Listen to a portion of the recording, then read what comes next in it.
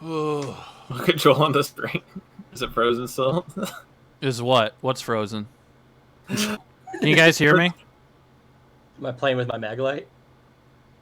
No, you're just looking straight up at the ceiling. Can you guys hear I was me? playing with my Maglite. Yeah, I can hear you. Okay.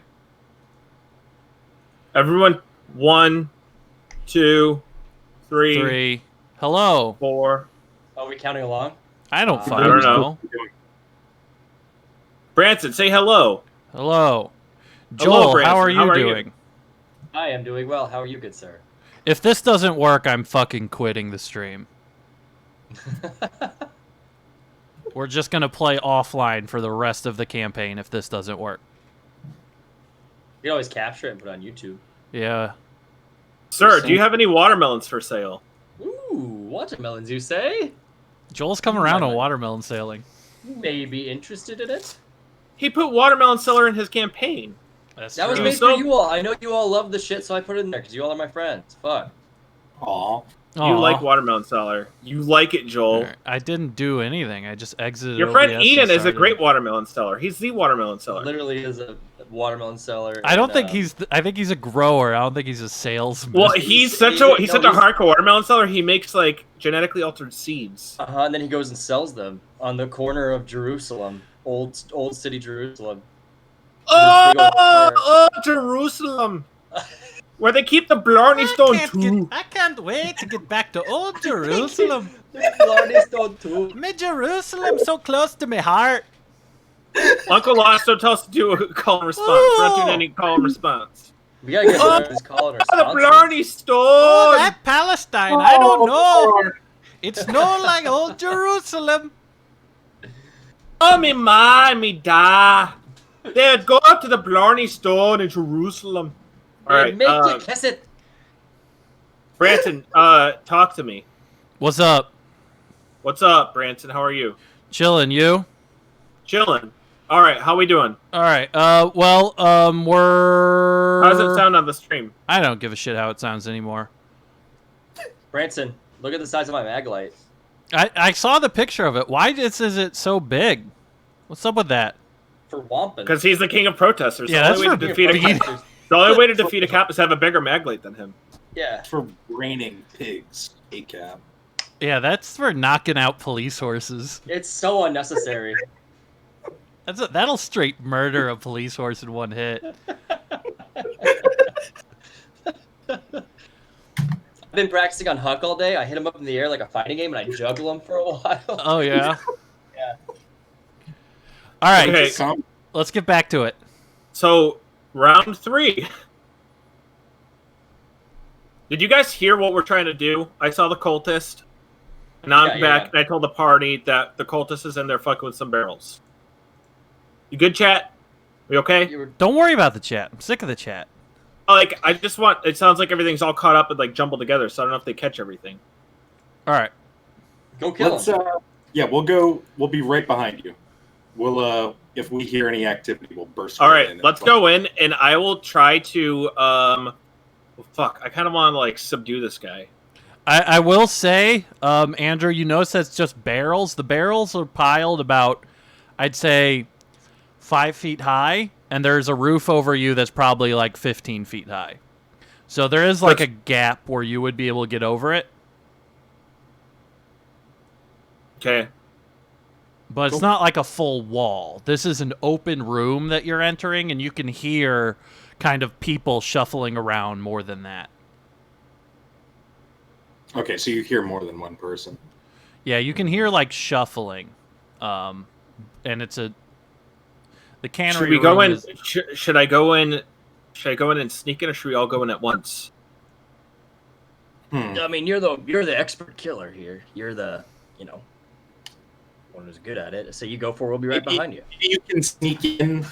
We'll wait like a few minutes. How about, and then we'll. All right. So I'm gonna go. Your activity. I'll try to sneak in again. Okay. Cool. Roll me another stealth check. I'm gonna be right here. Wait. Yeah. Okay. Sorry. It's my worst stealth check yet. All right. The +1. I'm right here. All right, so as you kind of turn, you hear the NPC, huh? And kind of turns around and sees you. And he kind of jaw drops and he starts, like, slowly walking backwards, but he hasn't made a sound yet. What do you do?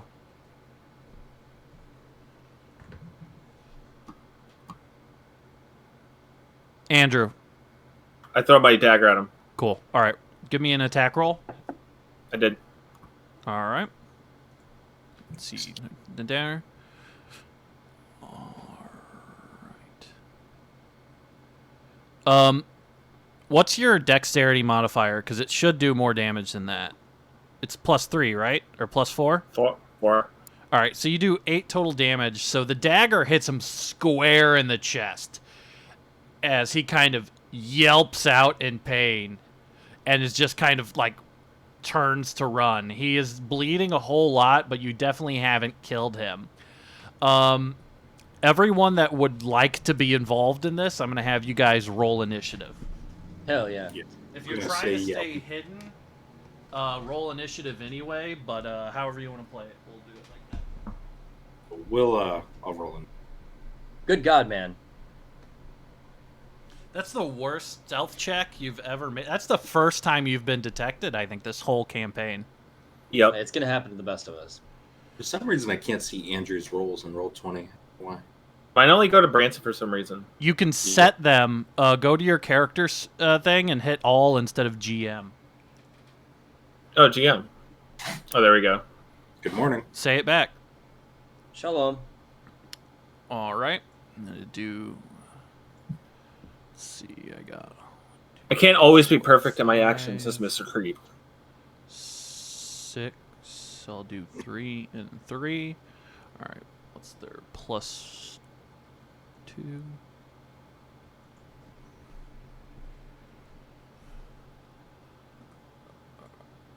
All right. So I got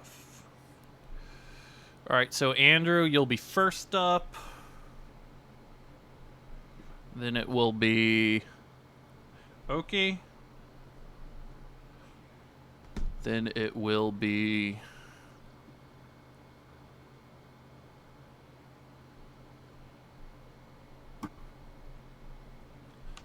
it'll be the cultists, then it'll be Joel, then it'll be cultists. And then it'll be Annabelle.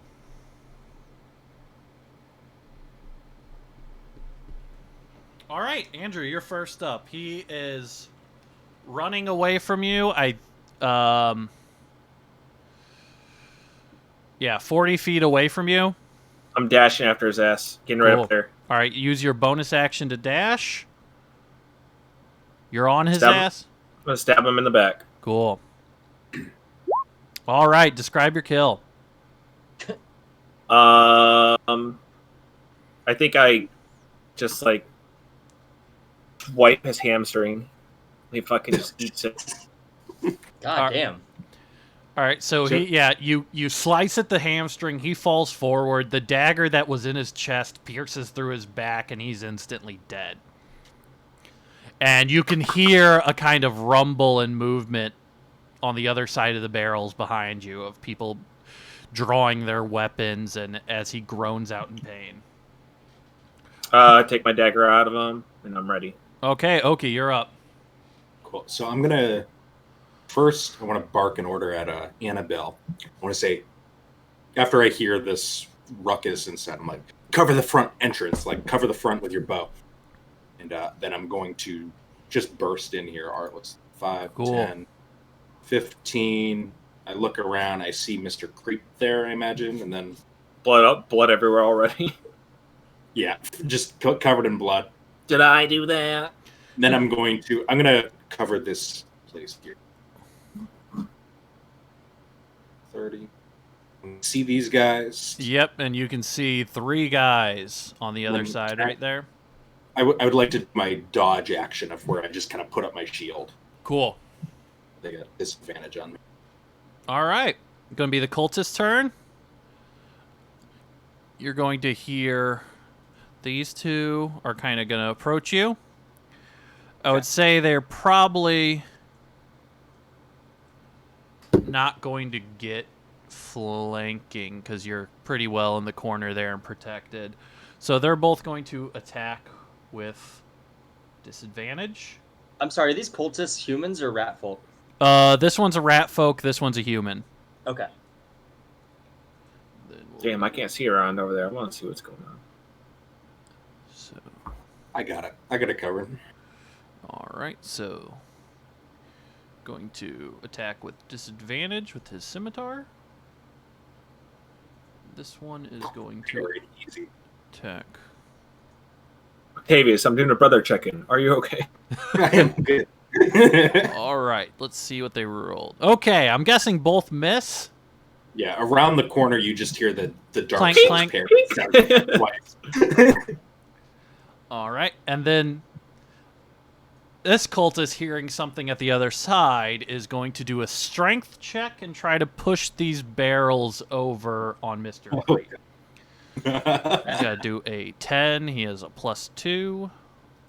Wonder how flammable these barrels are. And Yeah. you see a single barrel just kind of land, but it completely misses you, and the pile didn't move like he planned. Then I'm going to have him... Joel, thinking in video game terms. Flammable barrels, maybe. Yeah, almost barrels There explode. is going to... Just shoot the barrel. Yeah, you can make it around. And then you just hear the sound of, like, someone sprinting away. All right, Joel, you're up. Oh, okay. I'm gonna real quickly. I guess I'll ask Octavius. You want me to cover front as well, or? I think I'm a bit. I mean, I would say Octavius is a little indisposed right now with two people. Alright. Like, And hearing no response, then that you're since you're busy, I'll come in after you, and see this dipshit right here, and I'm gonna cast Sacred Flame on him. So All right. Constitution saving throw, or no, sorry, Dexterity saving throw. I'm stupid. Yes, as sir. fuck. God damn it. Yes, sir. 15. oh, you had disadvantage on that. Ooh. Oh, he still passes. Yeah, he's still For sure. 20 with disadvantage. For sure. Malachi's having no luck right now. It's all good. And that'll be my my turn. The Lord I is testing believe. him. I got Yep. this. All right. So then it is going to be their turn. I'm going to have him right there and ready to attack. This guy is not the... This one is... Okay. He can make... Okay.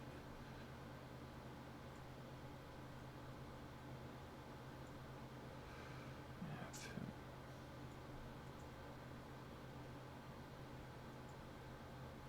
How do I...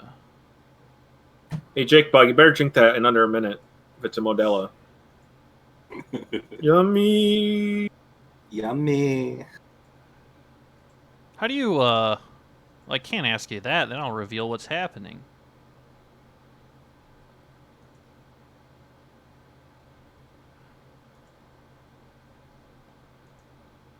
Alright, well, I'll Did you just, try unplugging it and plugging it back in? I'll just put him right there for now. Come on, Joel. These guys both right sorry. there for now. So like Is that. this a joke to you, Joel? That'll be every... This is And then all just- Annabelle Start. will use her turn to... You hear her dash down the other way, following Octavius's orders. And it's top of the order, Andrew. All right. Wondering if there's anything around this side. Fuck. I'm gonna go around this side. 10, 15, 20. So I can see down this hall. Yeah. Barrels. Okay, so I see those guys. And you can... I'm still Oh, go ahead. only at 25, so I can go like right here. Okay.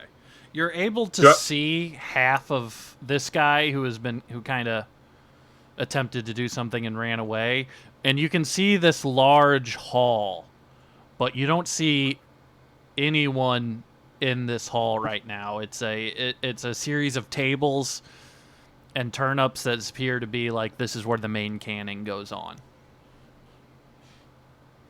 These guys are crazy about canning here. I love canning. What are I can't see that guy. I can't see that guy in front of that barrel, though, right? You can see him. You can see half of him. If you attacked him with a ranged attack, it would be disadvantage. Or it would be half cover, so he'd have +2. All right, I'm just gonna like ready an attack if he comes at me. If anyone comes at you? Yeah. Okay. Because I can't move any further. Well, I guess I could dash to him, but I mean, you could. You have the rogue bonus action as your dash. Yeah, I'll just dash to him and fucking just attack his ass. Cool. Just regular melee. All right, and as you do it, you notice that there have been kind of 2 cultists that appear to be hiding around the corner, waiting for somebody to come through. That kind of turned your attention as you kind of... All right, so roll your attack. 17 to hit. All right, that hits. 8.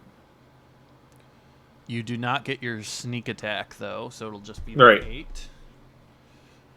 And then since you already used your bonus action, that will be your 1 attack.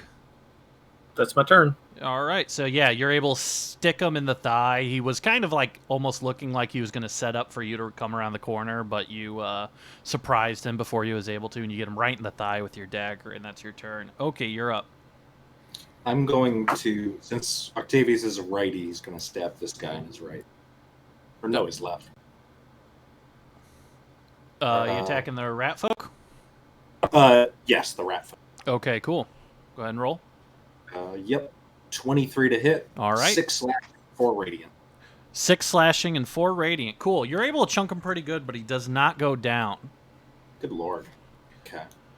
And yeah, I think that's gonna it'll be my turn. All right, it's going to be these 2 guys will go at you again. They're going to take 2 attacks at you again. First, the rat folk, looking injured since you hit him, is going to take a swing at you with his little short sword.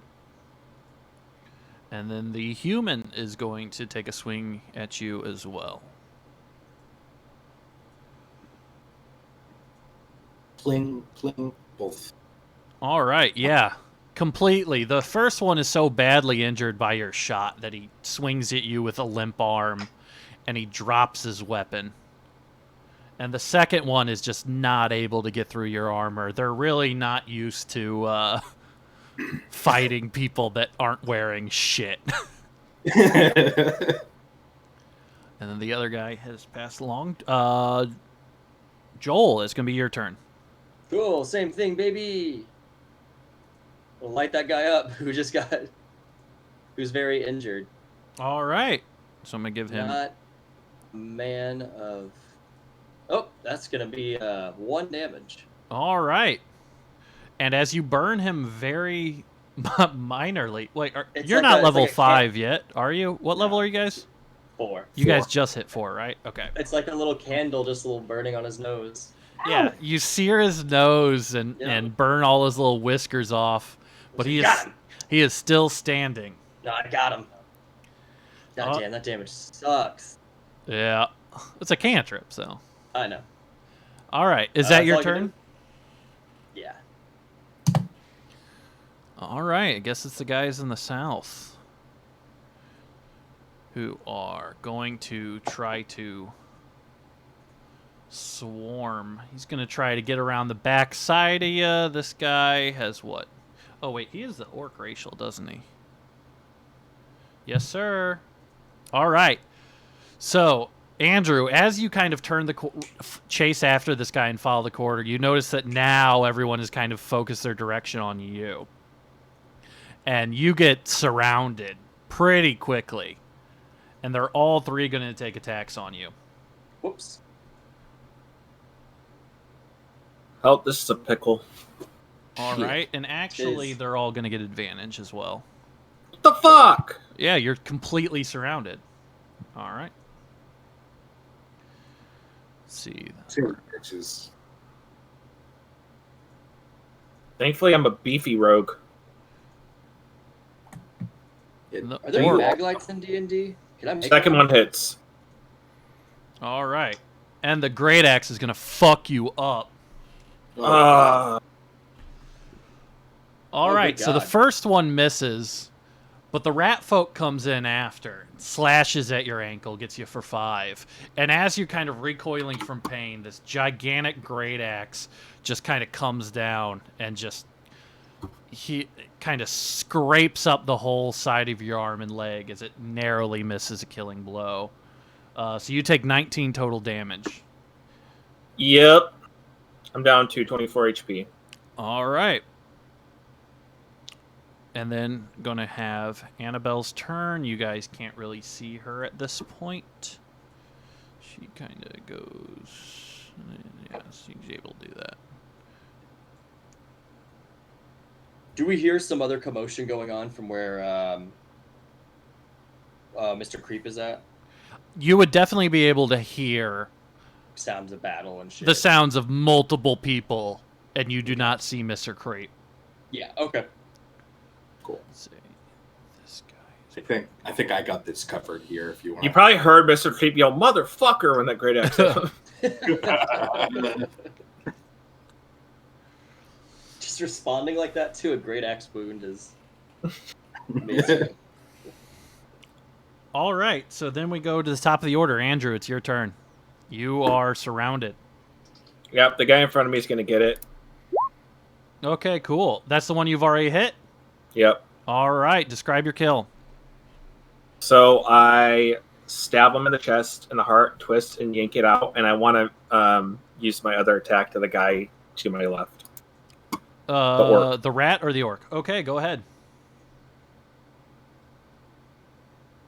Oh wait, that's a D6, right? 2d6 for my offhand. No, you do not have sneak attack right now. yeah, you that's didn't right. get advantage on any of your attacks, and you don't have any allies within 5 feet of you. That's right. So Yeah, just so- attack my gun. It's just going to be your offhand dagger, normal attack. 2. All right, yeah, If you're it even able to hit. hit him, but doesn't seem to amount to much. No, I'm holding my own. Cool. Yeah, but you took out one in front of you, so... Oki, you're up. Say goodnight. I'm trying to just finish off this rat folk here. Cool. 23, 6 slashing to radiant. Describe your kill. Yeah, I just artlessly chop his head off. And then Cool. I immediately turn my focus to this guy. I'm going to yell to Malachi, go find Mr. Creep. I got this. All right. All right, so the one that is remaining is going to take a last desperate swing at you. His normal attack is going to be Scimitar. And he misses. Pathetic. Come on. That's going to be his whole turn. And we go to Joel. I'm gonna squeeze between back here, so I'm guessing that's like 10 feet right there because I squeezed through through Octavius, right? Yeah, you're able to do that. It counts as 10 feet of movement instead of the 5. Same thing with this guy. Or He's dead. just- You just run right okay. over his headless body. So He's a 10, little rat folk 15, anyway. You can kick him on the way 20. if you want. Yeah, just step on his head. Hopefully, it like pops open like a tomato or something. Yeah. 25. Let's see. Do I have line of sight on Mr. Creep? Yeah, I think you'd be able to see him kind of in the middle of a ruckus. But not anyone else, right? I would say you would see him, but it would be like disadvantage. You wouldn't get like the full benefit. They would almost have half cover if you tried anything. If you're using Sacred Flame or whatever, I don't think they would. It No, would that's be 30 feet, I think. Yeah, you're 40 30 feet. feet away from him. Oh, it's 60 feet. Sacred Flame. Oh, nice.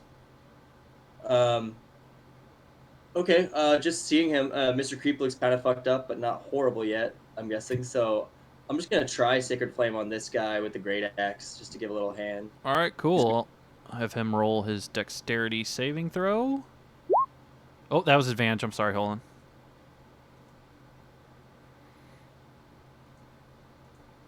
Hell yeah. He fails.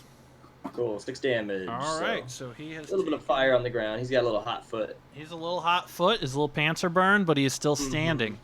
Yep. All right.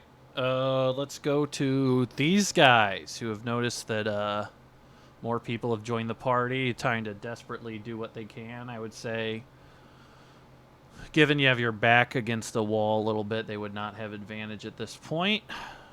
One of them is going to take an attack there. The little rat folk is going to move first. Then you're going to see the orc is going to ready his great axe and try to bring it down right after. Does he get advantage or not? No. Actually, he wasn't supposed to get advantage the first time either. The scimitar. Let me re-roll that.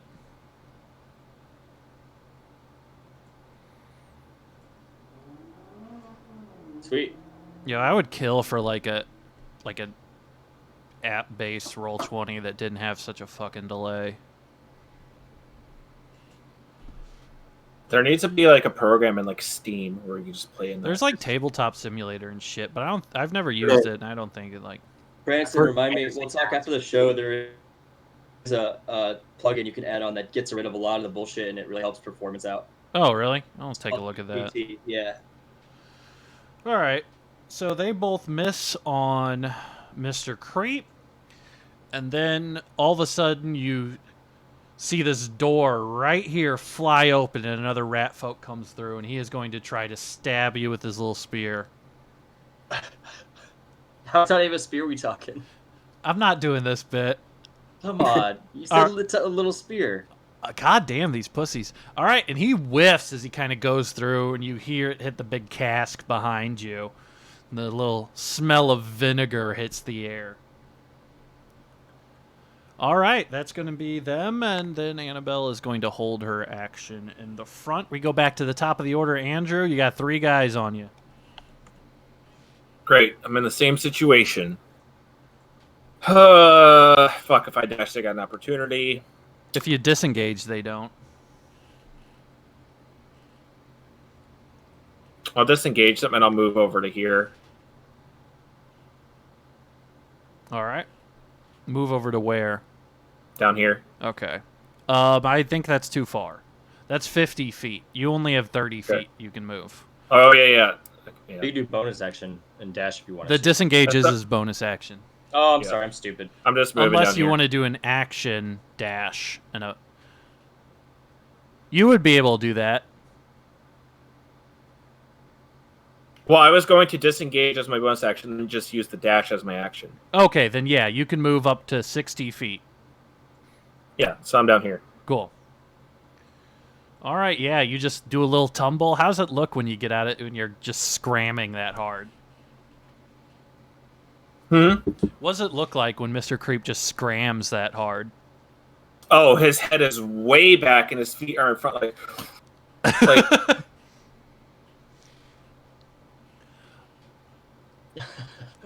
All right. So then we're going to Oki. You got one guy in front of you still. I'm going to tell him, I don't have time for you. Just give up already. Jesus Christ. And then I'm going to just I'm going to dash away. Take the opportunity attack. Yeah, he's going to make an opportunity attack. I'm trying to convince him to give this up. Like intimidate him a little bit after. He's going to make an opportunity attack, and he misses. 2, 5, 10, these guys suck. 15, 20, 25, 30. I'm not rolling the dice. It's all computers. 35, 40. And I'll end right here. Yeah, cool. I'll end right here. All right, you're able to see a large kind of processing area. I had no interest in wasting the time killing that one mook. Okay. All right, it's going to be his turn now, and he is going to... see. Then Malachi, as you're kind of focused otherwise, he is going to come up behind you. He doesn't get advantage or anything, but he is just definitely attacking you. Here's the thing. 17, does that hit? Well, can I use Warding Flare? Of course you can. Then I'm going to use that, so he has disadvantage. All right. So even though he comes up behind me, there's just a bright light that comes out from me. I tried to convince him. I tried to Tell him. All right, yeah. As you kind of, Yeah. and he whiffs it as scimitar goes just sailing into a barrel, knocking it over. What the fuck are you trying to do? And then Joel, your turn. All right, so I'm engaged with him, right? Yeah. Motherfucker. All right, just gonna do the old Sacred Flame. Really trying to hold on to my spell slots here. So DC 15. All right. Oh, that was disadvantage. My bad. Hold on.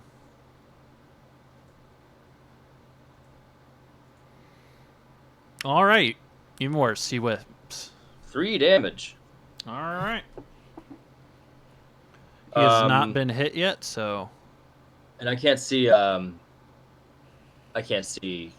Mr. Creep anymore, so I think I'm good then. Mr. Creep, as you kind of notice where you dashed, and you notice there's a ladder right next to you that appears to go to a balcony above.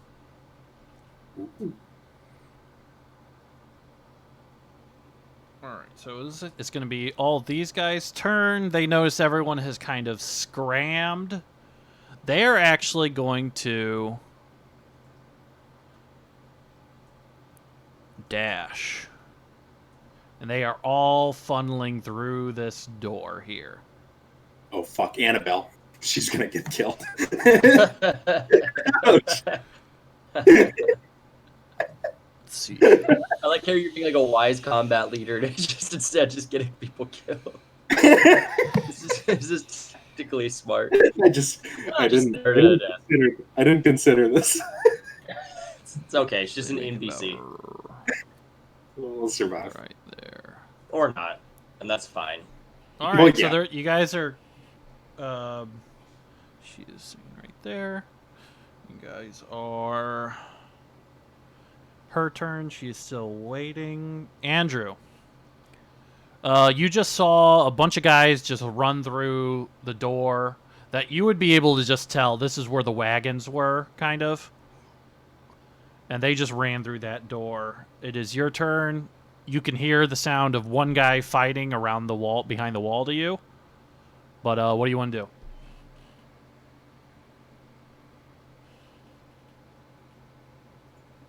Andrew? You're muted, Andrew. You muted yourself. Did they leave this room and go to the wagon room, or did they come into this room? They left the room and went into the wagon room. Okay. I don't know if I want to climb this ladder and see.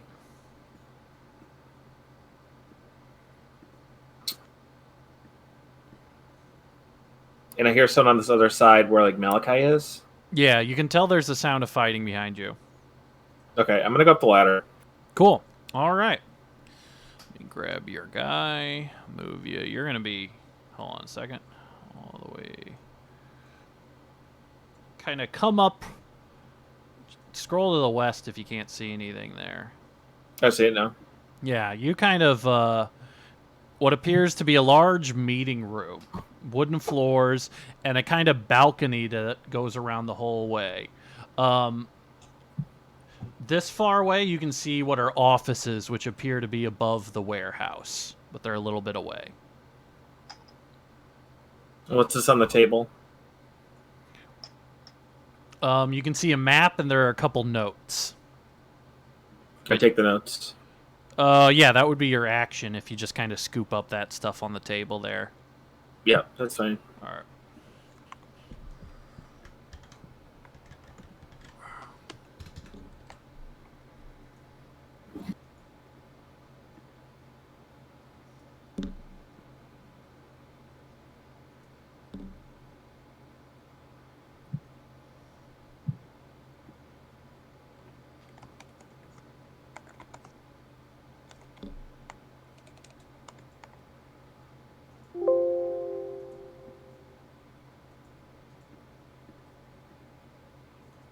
One second. Oh.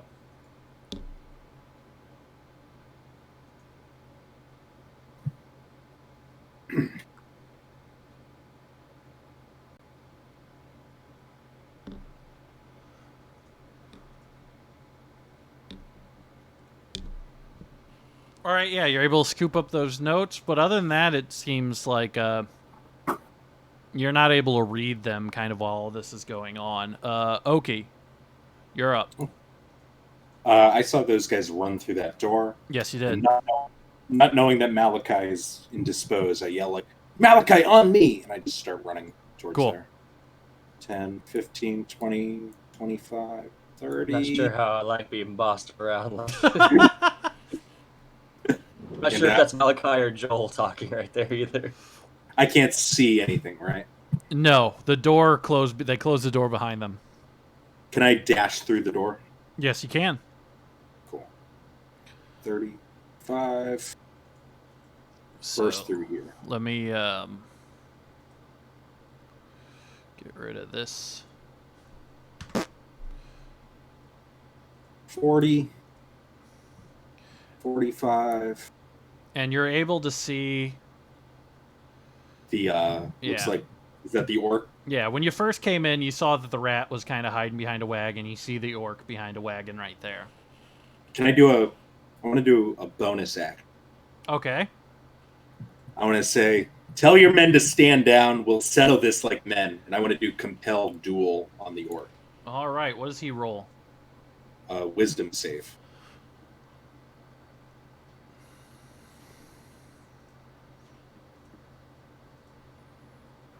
He lost. All right. So he is compelled to duel. Failed save. He's I don't think I've ever seen that work before. Yeah. This is... And he kind of grimaces a little bit and, like, you know, bares his teeth as he grips his great axe and he starts walking towards you.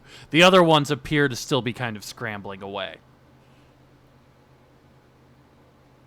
All right.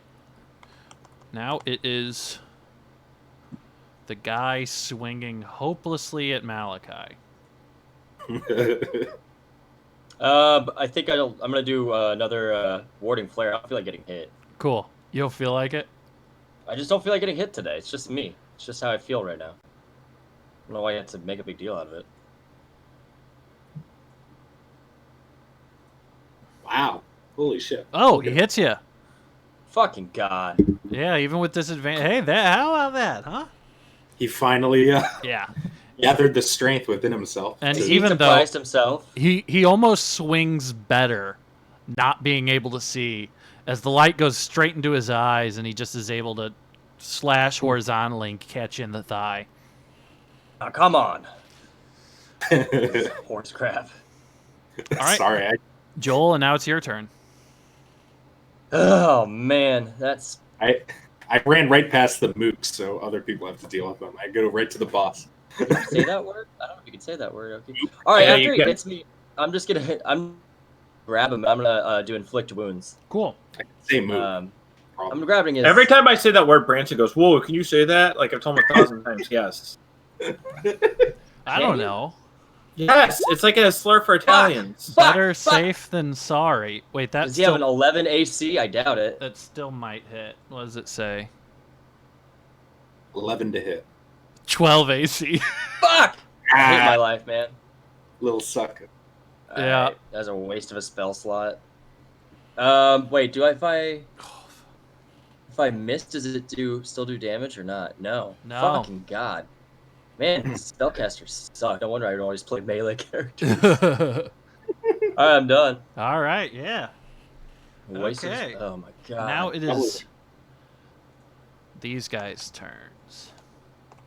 And you'll hear just tiny little rat folk feet scramble up the stairs as they kind of go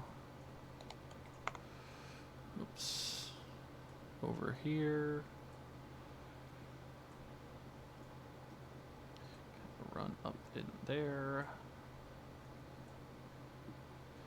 as the orc charges and swings. Now, compel duel, he can still attack normally, right? Oh yeah. He just can't attack anyone else. Cool. Or without disadvantage. Yeah. And he whiffs.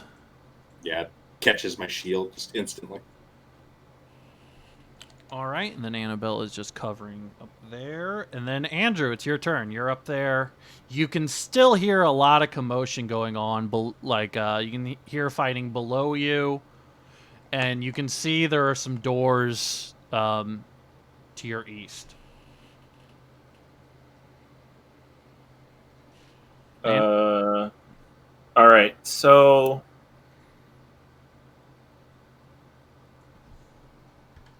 I guess I don't know how many guys are down there. Just trying to decide if I want to go check out the offices. We can check it out later, I guess. I'll come back down the ladder. Cool. Move you back over here. All right. Yeah, go back down the ladder. You can hear fighting behind you. Behind me or behind the wall? Malachi, basically. Behind the wall. Okay. Real quick note. While you were up there and you did look down, you saw about 5... Here, let me reveal the area to you. You saw about... Did it reveal? I can't tell. I can move my guy over. I don't know. Yeah, I'll just show. You saw this, basically. You saw what appeared to be cannery workers who had been slaughtered. Oh, okay. All right, so it was only 5, your thief thing, it's only 5 movement for you to go down the ladder, so you still have full movement, basically. All right, so I'll go around the corner to where Malachi is at. Cool, and you would be able to hit him. From here? Yeah. All right, I'll attack. Cool. You miss. This motherfucker. It's you. It's your fault. That's not my fault. Oh! Ooh, okay.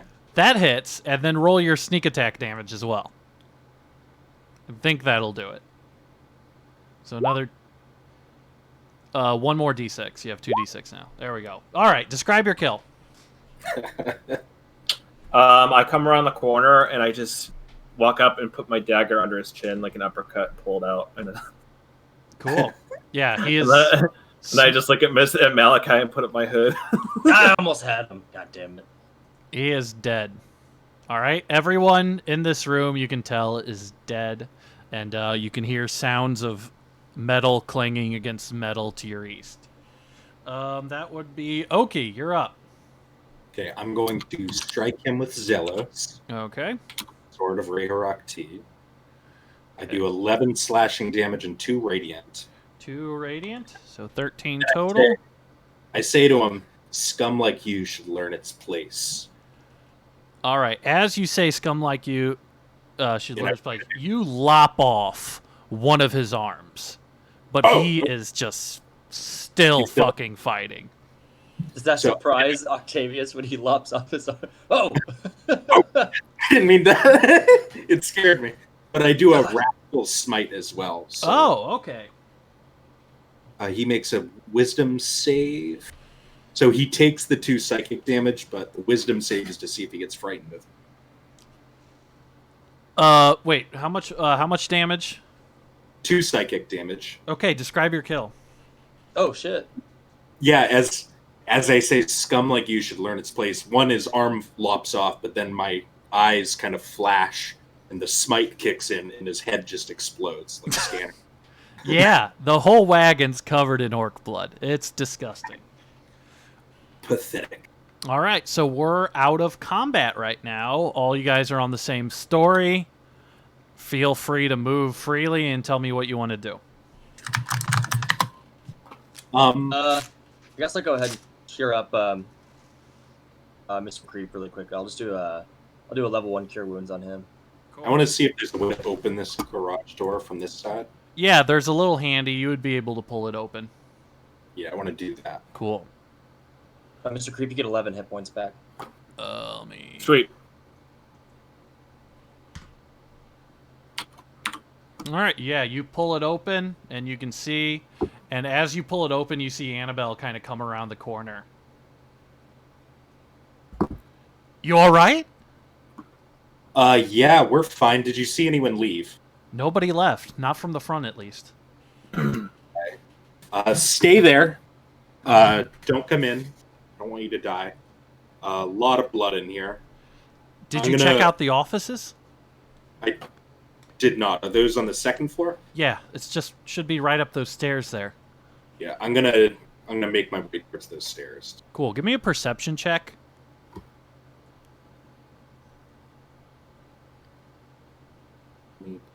Uh, 20. Okay. Directly above you, you start taking your steps up the stairs, but then you hear just a heavy creak that sounds like multiple feet above you, directly above you. Okay, interesting. I think I'll pause here. Shit, I don't have like message or anything.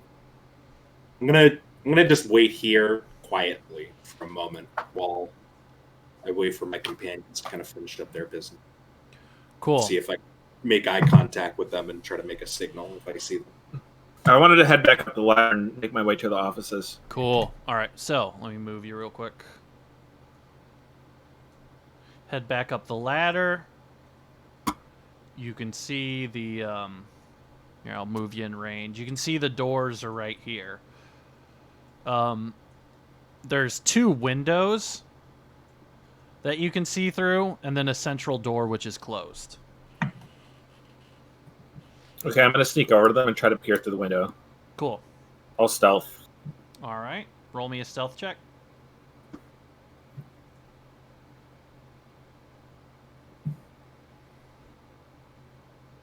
$16.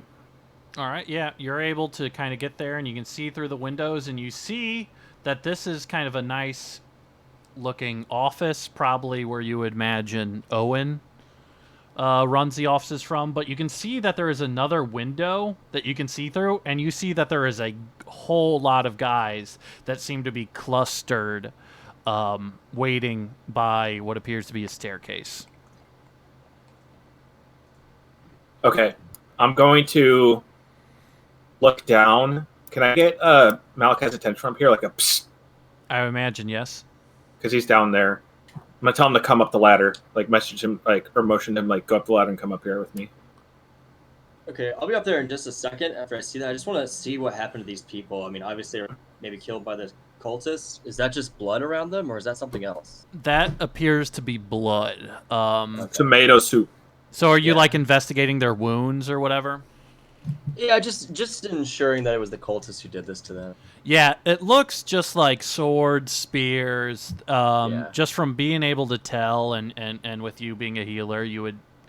It doesn't appear to be any magic or anything out. It just looks like they were cut up. Cool. All right, then I'll... If you would want anything more in depth than that, I guess you would have to roll.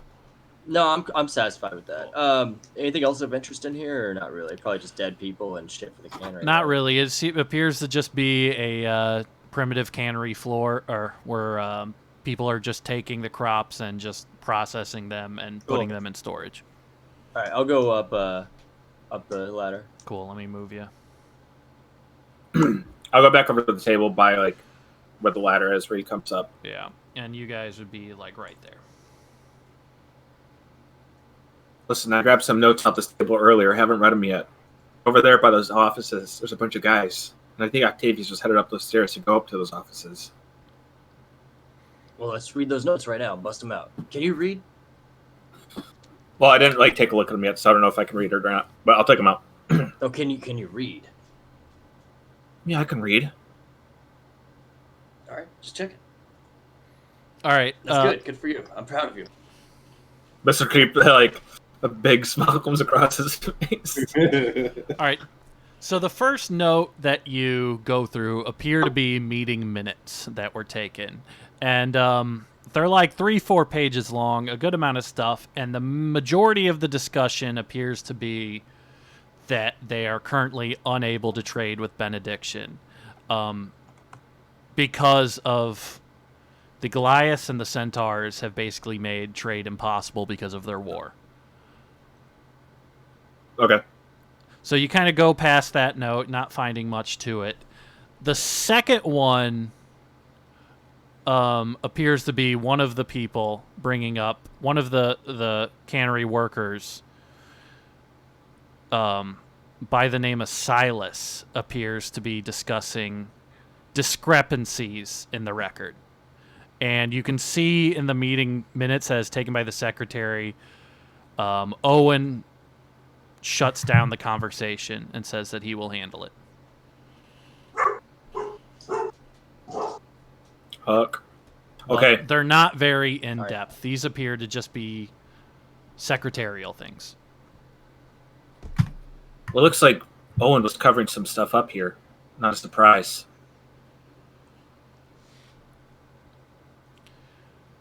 Joel's muted. Sorry. We love dogs. It's fine. I was just making sure you shut up. What'd you just say? You got the mag light? I said it looks like Owen's. Looks like Owen's been covering stuff up here. It's not surprising though. Yeah, I mean he was clearly a nervous asshole who was covering something up anyway. So, there's got to be something else here. Let's just keep on catching up with Octavius and see what he can find. Like I said, there's a bunch of guys over there. I think we should be kind of quiet, see what they're up to. You just want to spy on them? Well, let's go see how many there are. I'm gonna cast guidance on him really quickly, on Mr. Creep. Cool. Just kind of put my hand on him and bless him. I'll go back over to the window and I'll just see if I can count, spot out how many there are. All right, yeah. As you kind of go through, you're able to see that there are 6 people in that room. Takes you about 15 seconds to kind of catch everybody, kind of moving your head back and forth. Listen, should we go in there and just attack them, or should we grab Annabelle? What should we do? I could put like a flaming sphere there if you want. It might do more damage. We could call out for Octavius to attack him. We could call out for Octavius to flank him to the other door. There we go. That sounds like an idea. Can you reach him? Well, he might hear us if we start some commotion. Let's go for it. Fuck it. All right, let's go in there. Hold on. I'm glad we could do communication. That was pretty good. That's exactly what I wanted. I'm gonna cast Flaming Sphere before you go in there. Okay. Pick a spot. Yeah, can I peek around kind of a little bit so I can see in there, like just slightly, and then just place. Well, if we open up this office door, are they going to hear us enter, Branson? It depends on how you do it. I'll do it stealthily. Let me open up the door, then Joel could probably get a view to throw that sphere in there. All right. As you go to pull at the door, it's definitely locked. Can I pick it? Yes, you can. What do you want me to roll? Just do the sleight of hand. Fuck. You're able to kind of pick at it, but it takes you a little bit longer than you'd think. I would imagine Malachi would be able to kind of watch them, and they're starting to get like a little fidgety as they start kind of looking back and forth. But after about 30 seconds, it clicks open. And I just fucking rats.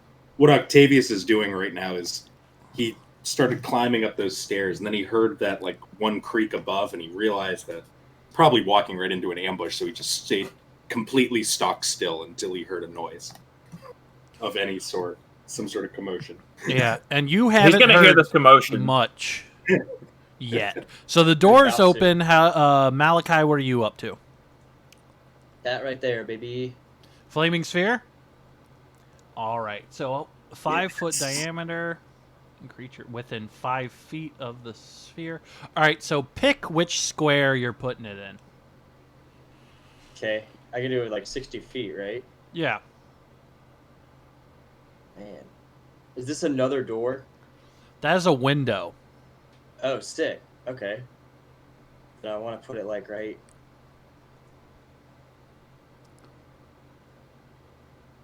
Okay, I got it. You probably draw it on that, right? Yeah, that's that's what I'm doing. Ah, shit. I drew a line. Flaming line. How is the sphere again? You cut out there. What is it? How big is the sphere again? It's 5 feet. Like 5 feet. So it's 1 Perfect. square. Yeah. Okay. I think I got it. Can you see that? Perfect. Yeah, and you're able to hit 4 of them with that. So I'll just start from the top and work my way down and just do 4 of these real quick. I'm not going to bother switching. I'm just going to use the fire. It's the same dexterity saving throw. I wonder how they react. Yeah. This thing disappearing. Fuck! Fuck! Fuck! 2. Ooh. So 3 fail, 1 save. Okay, so 7. the one that saved then is the third one down. So he still takes half. So he Okay, takes so this 3. human takes 3. All right, so we're gonna have out of the 6, H1, R1, H2, R2, R3. He is going to take 7 on the first. 7. He takes 3. Oh, he takes the full. And because it does require a verbal component, and it is pretty still in here, I would imagine they would all be able to tell that it came from your direction. So let's go. Double damage if they're pussies, though. Oh, is it? Mm-hmm. All right, everybody roll initiative. I'm just going to do a group of 2 initiative. Gladly. So we're going to have that one. 22. That one with +2. All right, so I'm going to have... I can only do it once.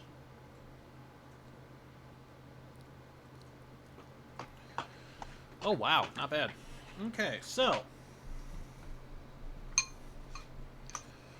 What'd you roll, Andrew? So Andrew goes first again. 2. Oki, what'd you get? 7? Oh, okay. So we're going to do... Well, that makes it easy for me. If they're all going... And then it will be Joel.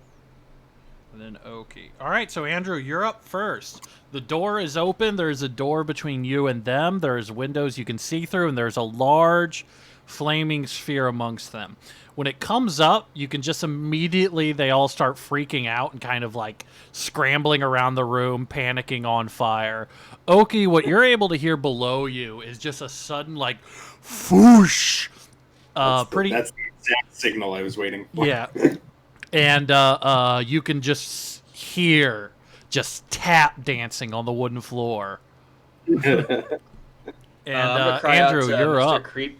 I'm gonna cry out to Mr. Creep. Barricade the door. Don't let him out. I'm getting in there and I'm grabbing furniture that I can and trying to push it against this door. Cool. What are you grabbing? Are you grabbing anything? There's bookshelves. There's a table. There's a large chair. I'm flipping this table and pushing it against this. All right, cool. You're going to be able to do it, but give me a strength check to see how fast you're able to do it. Just a regular strength check, not a saving throw. Oh, yep. Whoops. Clicked the wrong one. There we go. All right. I would say you'd be able to get it. You'd be able to get that done in your turn, so you're able to immediately barricade that door. But you do notice those windows a human body probably could fit through, and they're not barricaded. But I don't think they. Right. Not all 6 of them. That's true. All right. They can try to funnel through there from the fire, but it's not going to be good for them. All right, so I'm going to make this simpler, Oki, and just put you at the base of the stairs. It's going to look like you're close, but you're not, just for the sake of having all of this on one map for now. Absolutely. And as the flaming sphere, they all go separate directions. So Ratfolk is going to try the door, but he would have to get an absolutely insane... And he is just slamming against it, unable to do so. So he is unable to get out of the range. The orc kind of pushes himself against the corner of the wall there. This guy doesn't know what to do. He doesn't move. He doesn't see anything. This one is going to... These two, actually, are going to start running down the stairs, where they run directly into Okay, and they are going to take swings with disadvantage because they are surprised by your presence, but they are just going to take 2 swings at you. Oh my goodness. Oh, one hits for 3. Yep, 3 damage. You know, you're almost caught by surprise that you didn't catch them by surprise, so one is able to kind of slip underneath your armor and catch you. Yeah. And then the last one is going to take a chair, and he is going to throw it through this window right here. So you see, Andrew, that this window right here has kind of been opened up. And there's like glass and stuff. All right, Joel. I have 2 little friends for them when they come through. This one, they take the damage if they remain on their turn, correct? Yes, it's within 5 feet. All right, so that one is not within 5 feet. He's got a +2 to his dexterity saving throw, and he fails. So he is going to get burned up on his turn by it. Could you roll that damage, please? Oh, God. Oh, describe 11. your kill. I think he just, like, doesn't get far enough away and turns into a pile of ash with 2 blinking eyes. Well, he's the one that was trying to open the door, so he just... Oh, yeah. One of the... You just see his hands on the door handle. Just one of the saddest ways to die. I moved 5 feet, 10, 15, 20, 25. I'm just trying to look in there and see who I can roast up. Okay, I know where I want this bad boy. I'm gonna. So move real it. quick note: these 2 right here are kind of down the stairs. Yeah. You would not have vision. I'm not going there. You would. I'm going right here between these guys. Cool. I think I have to ram it into somebody as an attack on my turn. So I'll ram it into this dude who's trying to get through the window. Okay, so if that one, yeah. Then I do I think is that an attack roll or is it another save? They do another dexterity saving throw. So yeah. He is going to do that. Doo-doo. And he fails. 6 damage. And he is very badly burned. Well, I got bad news for him. That was my bonus action. I'm going to use Sacred Flame on him. Okay, he's going to do... Another dexterity saving throw.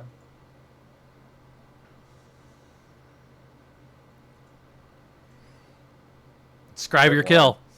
All right. I guess it's just more fire comes up from bottom and just burns him from his feet straight up. And another blinking pair of eyes on a pile of ash. All right. Every god needs a devil, and I think Malachi is the devil. No, I'm just simple preacher man, just a man of the cloth, just a man trying to spread the good news of Rock D. All right, Oki. All right. Nothing fancy. I'm just going to try to stab the guy that did hit me to death. Nothing I have the fancy. 3 dice. I drop like 7 dice every time I roll the attack on this one. He's been pretty badly burned, so describe your kill. The second...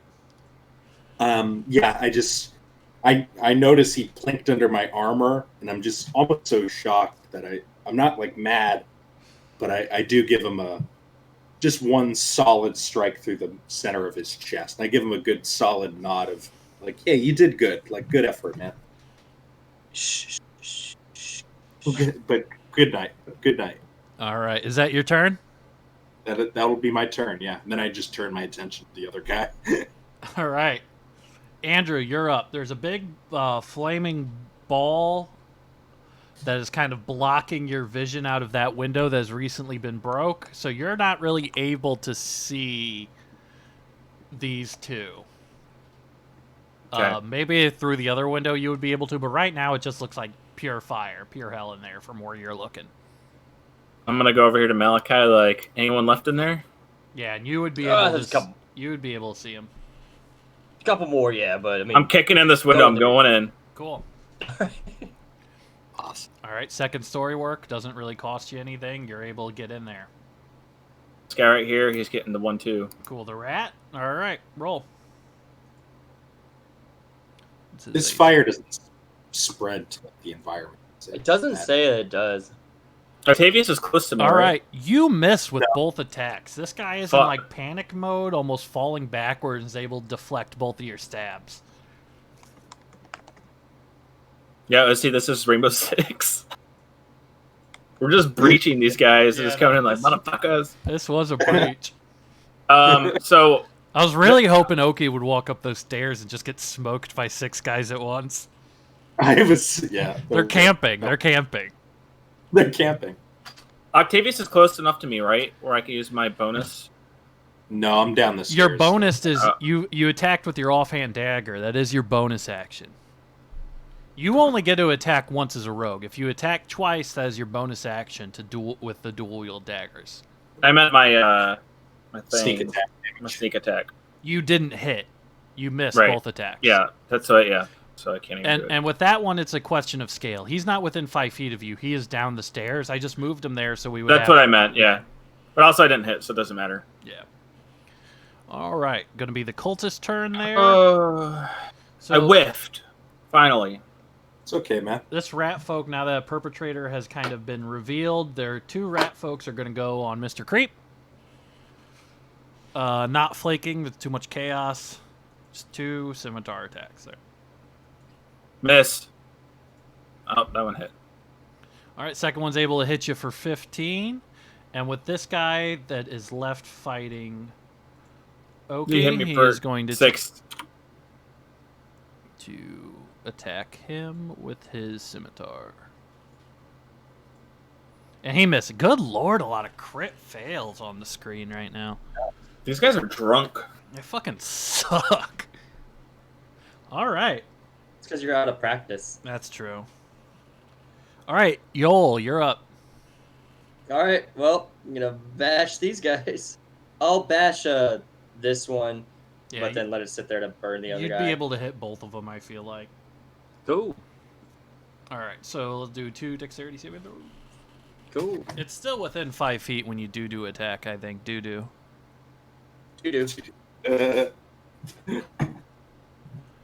One saves, all right, one first fails, one saves. Fuck. All right. What? Hey, there's nothing wrong with that. Gentleman's 3. Happens to a lot of guys, Joel. Slowly but surely. Oh, man. All right, well then, this guy right here, I'm still going to cast Sacred Flame on him. I don't know why Malachi doesn't like this. It's like basically torturing these guys, like slowly burning them to death. Like, What did I say? I don't like it. He passes. I can hear the disapproval in your voice. You want to nuke them in flames, like. Oh, I don't Killer. know. I'm having an all right time over here. When the guy goes up in flames in Hereditary. Yeah. All right, Joel, one interesting thing of note. It appears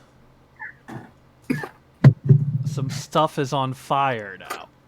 Oh, okay. Hey. As you know, red triangles are the international sign of fire. Maybe I'll freshen it. I'll do a little orange in there too. Yeah, there we go. We're gonna Ooh, burn nice. all the useful information on the conspiracy in this place. No, we'll be fine. We'll be just. No, I got in my pockets those ledgers or whatever. All right, Oki, you're up. I can hear the crackle of the fire, so I'm going to stab this guy. Try to hopefully just one hit KO him. All right. Please. That's a 12 slashing, 1 radiant damage. What does he have? He's got 2. He's got there. Describe your kill. sweet. Yeah, and after I stab the other guy, I hear the crackle. I just cut this guy's head off real quick. That's your move, huh? Yeah. And then I start walking up the stairs, or Yeah. running up the stairs as fast as I can. Yeah, you're able to see Mr. Cripe fighting 2 rats, and that there are 2 desks, and part of the floor is on fire. How much more can I move? Can And I a giant get into the flaming room? sphere who now has sunglasses on. I'd say it's 10 feet of movement to basically get to the top of the stairs. I'm calling you Joel Austin now. I'll Joel Osteen. squeeze. I'm gonna squeeze right past Mr. Creep here. Get right next to him. I'm going to cast a bonus action spell Shield of Faith on Mr. Creep. Cool. So you get plus 2 to your AC. Another plus 2 to AC. Probably not 16 necessary. AC, yeah. It's alright. Don't hurt. Might need it if this whole place burns the fuck down. Yeah, I mean, there's a flame sphere. I don't know how much AC will help us, though, in that situation.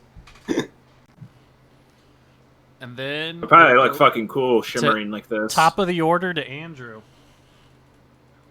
Well, they're just gonna... The one in front of me. I didn't even hit him first, but we're gonna go again. Bam. Fuck! Bro. Bam. Bro. 3? Does that even hit? No, 10. That's a crit 1. No. What's their AC, Branson? Their AC is 15. What is happening with Mr. Creep? What is He's happening? tired. He's scared. It's the fire, the smoke inhalation. It's getting to him. I'm usually clutch. It's alright. You're choking, bro. All right. It is the cultist turn, and they are... Look at all this armor. I'm getting cooked right now. They kind of have to move because they're standing. You're like a brazen bull. So they are going to attack twice. Oops. Let's see. And ooh, does 16 hit you?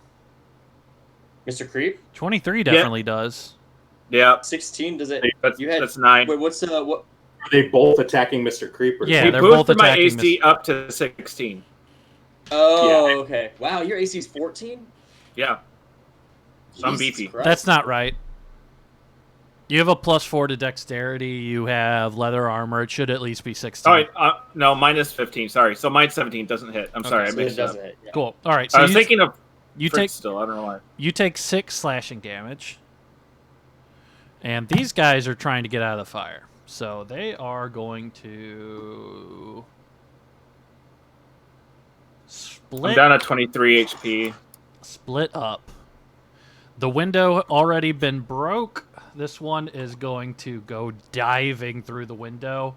Mr. Creep, you can get an opportunity attack. Let's go for it. Describe your kill. Ooh. Instead of the hamstring this time, I'm reaching lower Achilles tendon. Ooh, I thought you were going. Agent to Never go mind. flat. And Flat on his face. as he turns, you slap the Achilles tendon. He falls like a bag of garbage, slides his head into the wall, and just fucking dies. This guy... Just like Kevin Durant. This guy is going to attempt. He's much smaller than Oki. He is going to try to slide between Oki's legs. So first he's going to do an acrobatics. He's gonna nutmeg him? Yeah. He's going to do an acrobatics check. Just a dexterity. Okay, yeah. Oki, you get to do a opportunity attack still, if you wish. Okay. Thought he was disengaging. Let me. No, he's trying to dash. He's trying to get out of this flaming building. 18 to hit, 11 slashing, 2 radiant. Does that do him in? What's the rat folks' HP? The fucking blade, man. I love this sword so much. Oh, fuck yeah. Describe your kill. As he squeezes under my legs, but I just do like a downward slash, like both hands, and I pin his tail to the floorboards, and then I just stamp on his neck with my foot. Good God. All right. You wanna talk about something later, Oki? You wanna hang out?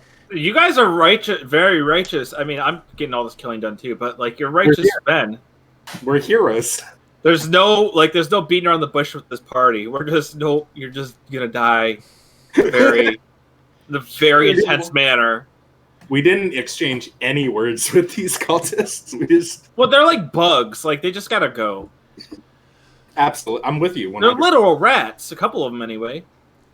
We need Hey, guys! I think this building's gonna go up in flames. So you might want to grab all the information you can, and I'll check this room, and we'll get the hell out of here. I look in this room. I see that this side of the room is basically in flames. Can I run I'm over? gonna head down the stairs with Octavius. I'm not going down the stairs. Or the desk.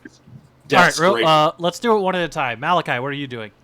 So real quickly, are there any other windows in this room that I could send this giant ball of fire outside of the room? No, but you could also just stop. You can just turn the spell off. Oh, yeah, I don't want to do that. Oh, okay. So you're trying to like. Okay, so let me. trying to burn down the cannery. All right, so This is what we should not be doing. there are in the room you are in, right? If you're in this room, this is a window.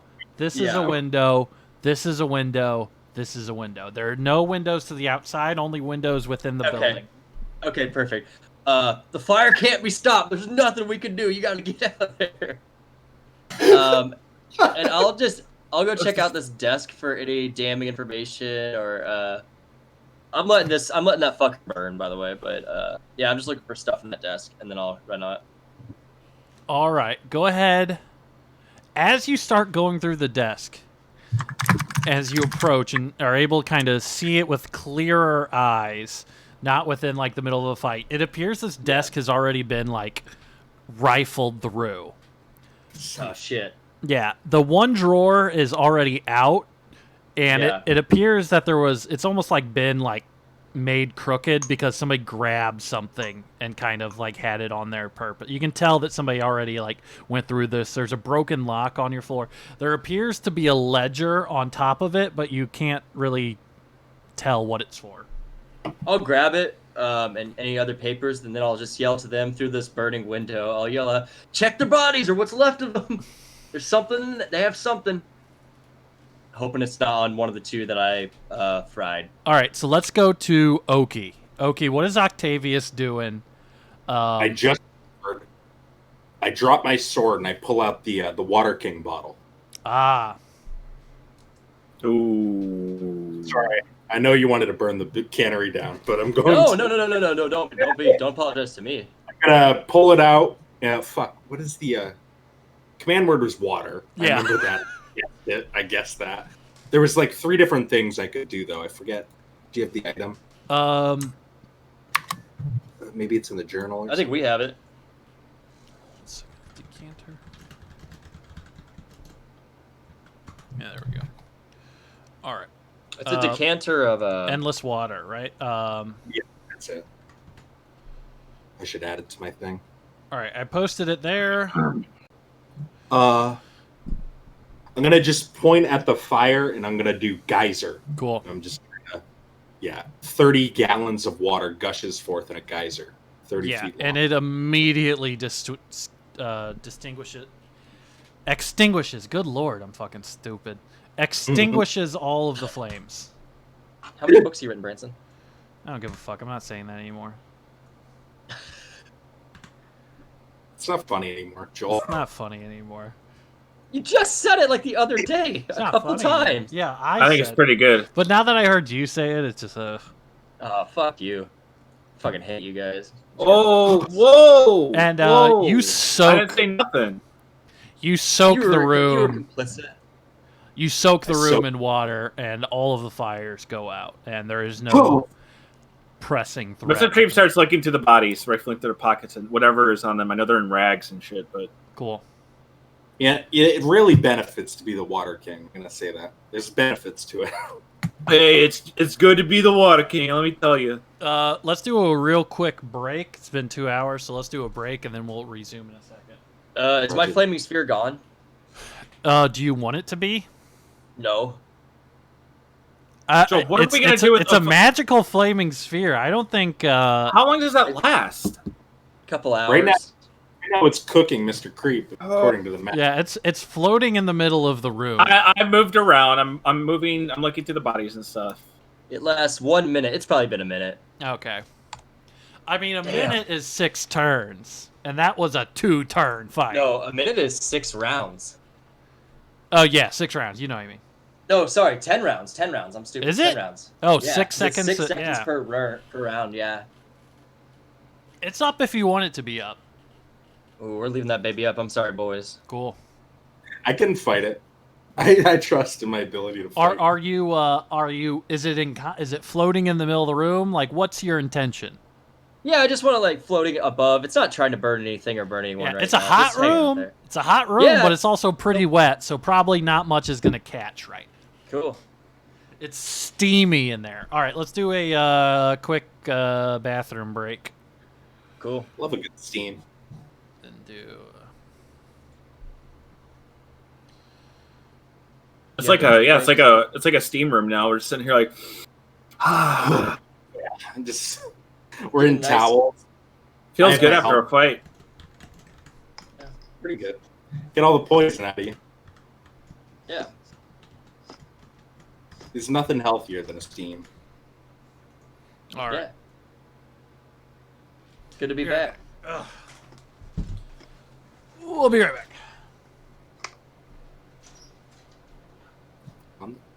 Chat, sorry we were gone for so long, but we're back. We're back forever. We'll never leave you again. Can't do much about it. Thanks Branson. for Branson was jacking off. Thanks for tuning in once again. Yeah, how many viewers do we got? 60. Pretty good. What's chat been up to? Oh, I finished my Curse of Strahd campaign. Yeah, how'd that end? Yeah, it was cool. We killed Strahd. He took down a PC with him though. Pretty good. And it ended up Strahd's pretty got to neatly. kill somebody, or else it's kind of... We had a character who he had taken so many unholy powers from the Dark Gods that he basically essentially became the new Strahd against his will, and we ended there. Cool. So that was neat. It's always a good way to keep things open for new campaigns. Yeah. I think that's cool, but yeah. And did you finish like one of your campaigns? You're starting a new one? No, they're both ongoing. So I got 2 campaigns in the same world, basically, but different map, and they're ongoing still. Different players or different players? Yeah, one is right. One is like an ongoing campaign with a lot of different like modules I'm using. Then one is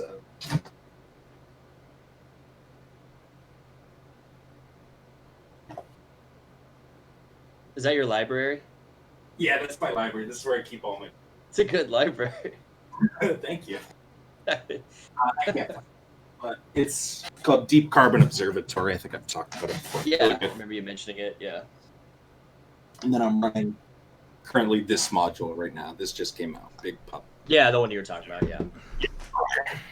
I've been using a little bit of Veins of the Earth, or I haven't yet, but I'm going to use it in. I mean, you're doing your Underdark. That's like perfect Underdark fodder description. One thing I love about that book is how it describes everything with like smell and like sounds. It's big into senses. Yeah. Often you're probably going to be fumbling in the dark and not be able to see, so it's a good way to... I encourage them to take like Underdark kind of like creatures. So we do have a Drow in there. Yeah, absolutely. We do have a Yuan-Ti. We have a Minotaur. So we have like very, very races, but some of them can see okay and some of them cannot at all. So that'll be fun. Light stuff is... I mean, with the Underdark, it's fun to just play around with light. How valuable light can be. Yeah, exactly. And I hate it when it's like absolutely crippling, where it's just like, well, what can I see? And you're like, well, nothing. Well, one thing... Just stop right there without explaining like sounds or smells or what you feel or whatever. Like, then it's crippling to characters where it's like, well, then I guess I just stand there, you know? Yeah. One thing that's good with Veins of the Earth is they make your currency your light. So, like, 1 gold or 1 coin is 1 hour of light. It's a cool way to do it. And then that becomes like the hours of light becomes your most valuable commodity, and you're kind of spending it to travel anywhere. Yeah. Pretty cool way to do it. I like the stuff they have about just like, I guess I'd call it like spelunking checks almost, where it actually gets more into like, okay, you have to climb straight down. You're in a very tight squeeze, like how to deal with that. The monsters are almost too far out there, I feel like, sometimes. Like, some of them are cool, but some of them are fucking insane. Around them, basically, if you would... Yeah. It's not like a kind of a D&D monster manual where you just kind of throw them in there. Yeah, which is cool. Like, I like both things about it. It's just, you do have, like you said, you do have to plan around some of those monsters because they are bananas. Like the Anglo Lich. That's exactly the one I was thinking of. That is absolutely insane to me. Like, an angler fish get it out of my head. It has a villain on the end of its angler thing to lure adventurers further in. So it's so fucking cool. Weird. And they it has to stay around the party for a while to like read their minds and what the villain would be for them. So weird. Like, you couldn't just throw that in there and then not explain it to the party. Like, it's just be like, what the fuck was that? Like, it's a whole adventure. That could be like 5 or 6 sessions on its own. Easy. All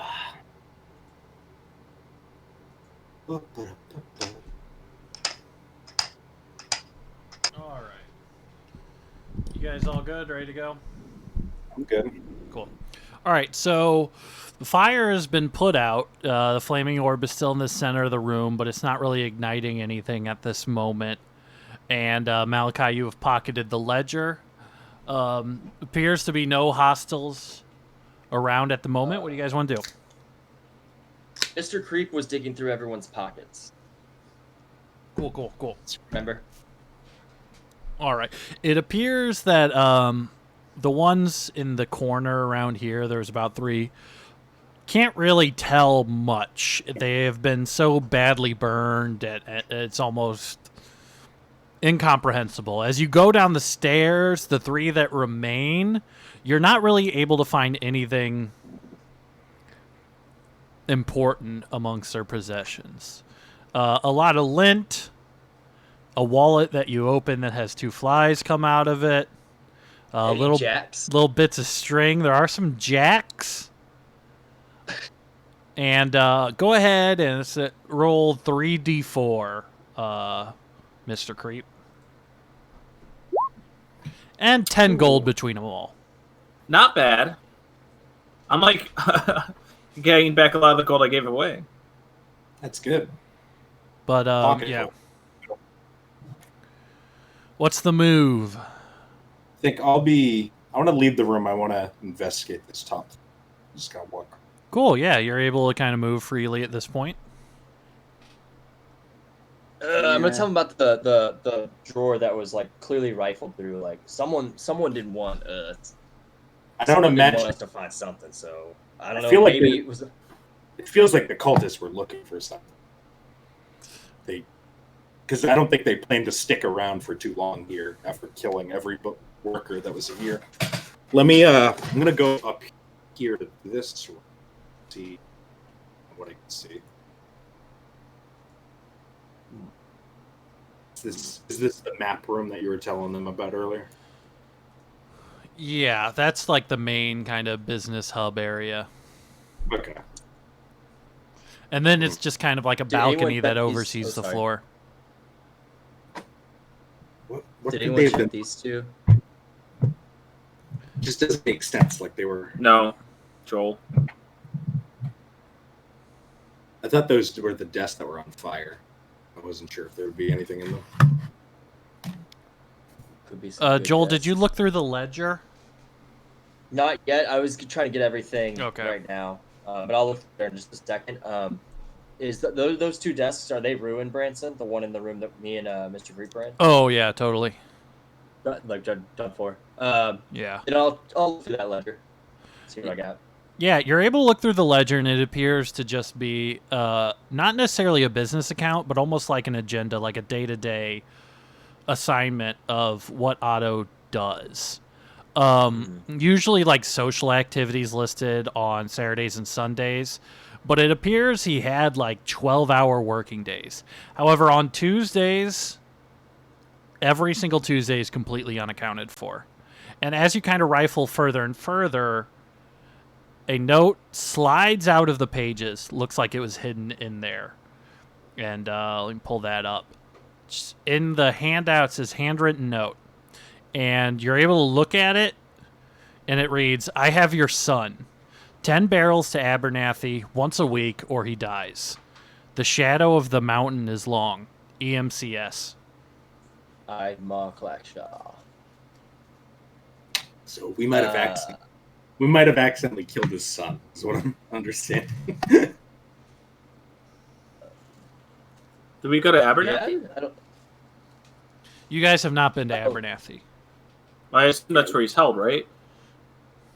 I don't think that we killed his son. Oh, you're saying it's potentially what we just did might cause some. All right. Yeah, I'm just saying in general, like, I think our action... well, it looks like we're gonna have to go there and get him.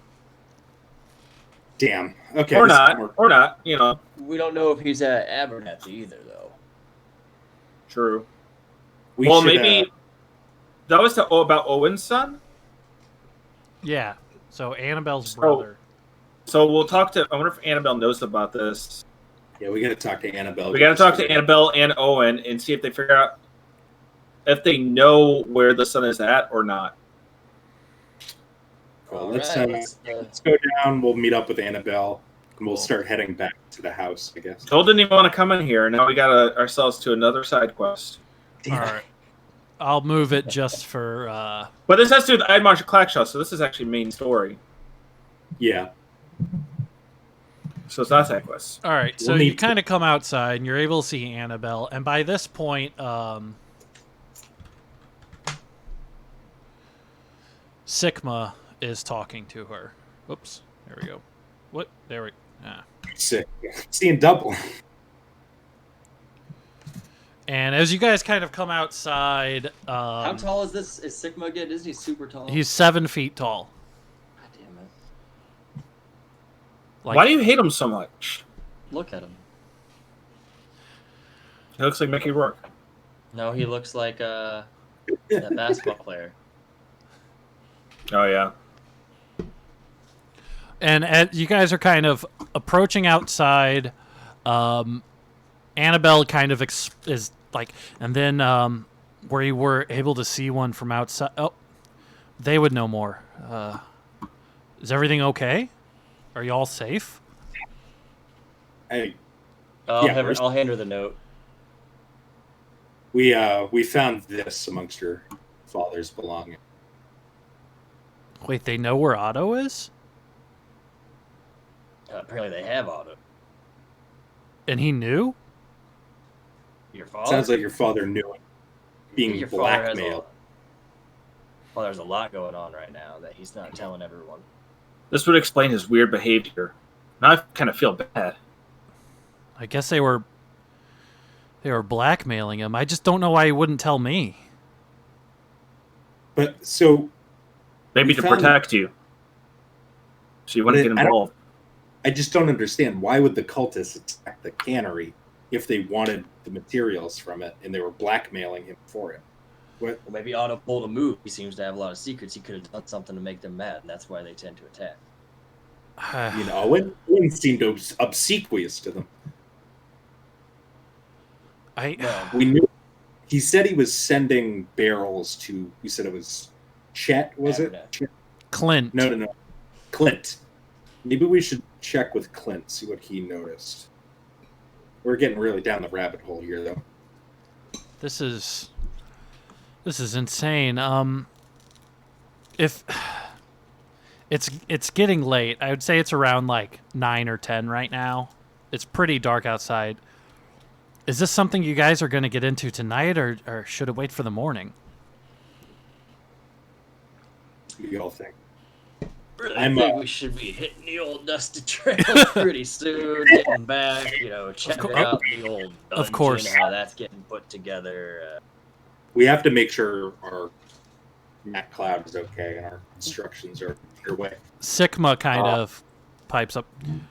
I can get more information out of Owen. If I get anything useful, I'll send word to you guys. Absolutely. You see Malachi's like, yeah, let us know right away when you find something out. He just kind of rolls his eyes a little bit. I know you are a member of the church. While I was searching Owen, I found this. And he opens his hand, and he hands you a diamond, Malachi. Oh. Ooh. I don't know why he had this. He wouldn't tell me. Who had this? Owen had this, right in his jacket pocket. Malachi likes some diamonds. No, it's not that. It's not that I don't want diamonds. Diamonds belong to the church, nobody else. This doesn't bode well for Owen, you know that, right? Well, regardless of the circumstance with his son, he will have to be murdered. I'm gonna look at Annabelle. Why? Annabelle's looking at the floor. First things first, Sigma, I might have had you wrong. I did think you were kind of a big, oversized, kind of freak, uncoordinated. But I was wrong. You were a stand-up man, and I appreciate what you've done. Now, about Owen, if we were to just kill him off, don't you think that might sort of break a chain of information we might want to tug on a little bit? I'm not really one for intrigue. How would you?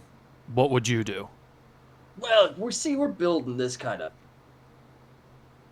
this complex back at Matt Cloud that one might call it a holding cell or a dungeon of sorts where we could keep ne'er-do-wells and maybe pump them for information. You want to put him in your prison? You make it sound so harsh and crass when you put it like that. But, well, I was going to kill him, so... It's true, yeah. We can, I feel like we should have a partnership with the town of Full Barrel, and we can take this prisoner out of your custody with the sanction of the church with Malachi here. And right. I think maybe we can figure out more information about the nature of his relationship with that Clackshaw. And Annabelle, if nothing else, your father will live for a while, maybe. Probably, yeah, he'll live. It's not really life. I'll be honest with you. It's more of it's captivity. You can take him. Annabelle, you will take control of the cannery. You will oversee your father's duties. And we will try to move on past this. Gentlemen, I have no way to thank you now, but in 3 days we will hold our town's 50th anniversary. It should be quite a celebration, and it would be my honor if you came. Yeah, we should be able to make that. Oh. And at this point, Clint and Sarah have kind of arrived with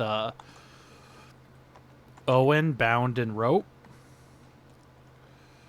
And, well, he's here for transport if you want him. What about the elf? Well, we'll get the elf. What elf? Over there. Don't worry about it. Yeah, it's our business. We're going to put him in the dungeon, too. All right. Okay. Hey, I'm going to hand them the note that was about Clint as well. Yeah. Oh, okay. Just I kind of let them know that you might want to talk to him a little bit more.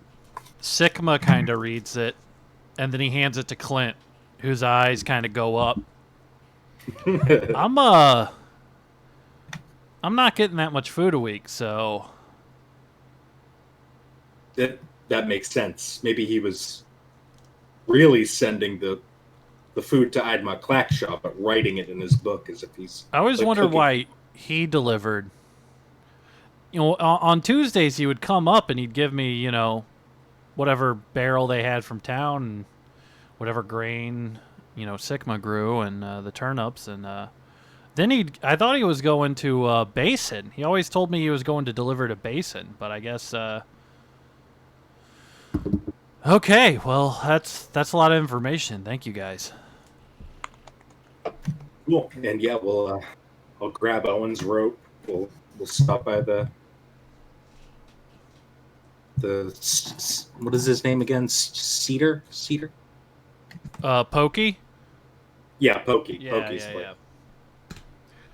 All right, you guys go down there. Pokey is, nowhere to be found. Are you guys going in his house, or are you guys going to where the dark elf is, or what? Yeah, we'll go to where the dark elf is. I thought it was part of his house. All right, as you approach and, you guys have the keys, you open it up. Your dark elf is still tied to the bed, but he is definitely struggling to get out. No, you don't. I thought you were going to say he's dead. That was going to be crushing to me. Gather him, Malachi. We'll your dark elf Minasan that you captured last time, so. Hey there, buddy. How you doing? I'm tied to a bed. Yeah, it's not ideal, is it? I assume now I'm going to some sort of dungeon? Well, good news. We're heading back to our place. We're going to put you in a dungeon. Don't be tied to this bed anymore. The dwarf doesn't lie. I'm not going to tie you up in that dungeon, because you won't be able to get out of there. You could just walk around. We also don't really have a dungeon yet. It's kind of we haven't even told them to construct it yet. Mr. Team looks at Octavius. He's like, did send word, right? Did we? No, I don't think we did. No, you did send word.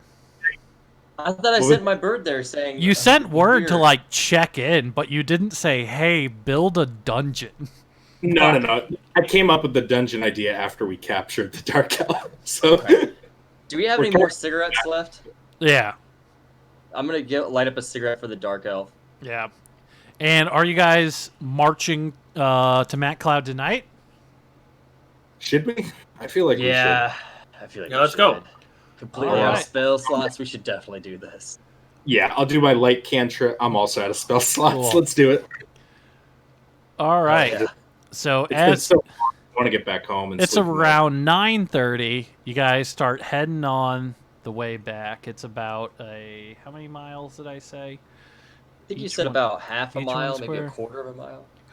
Yeah, you guys have about 3 hours of traveling ahead of you. Oof. Okay. And you guys kind of go in and it go through the woods and pass by, the old jump-off place. And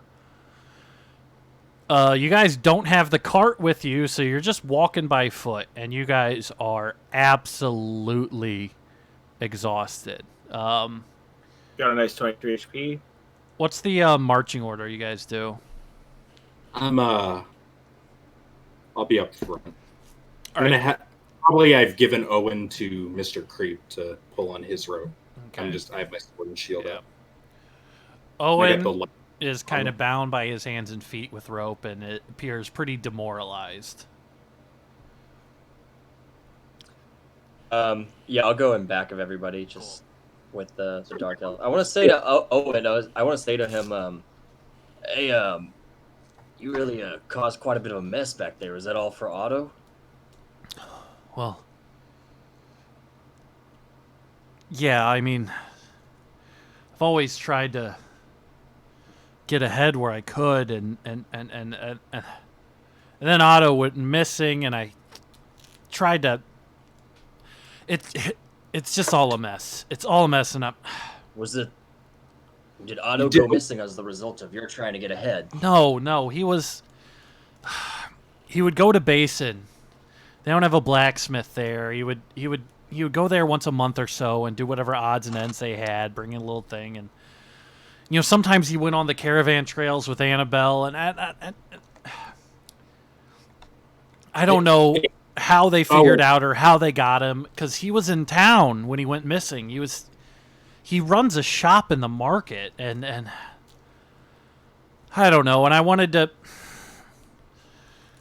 Oh, and you did what you could for your son. I got the diamond, and I was gonna try to give it to one of the monks to try. And it was a huge. I'm not a fucking cultist, Father. I'm not a cultist. I just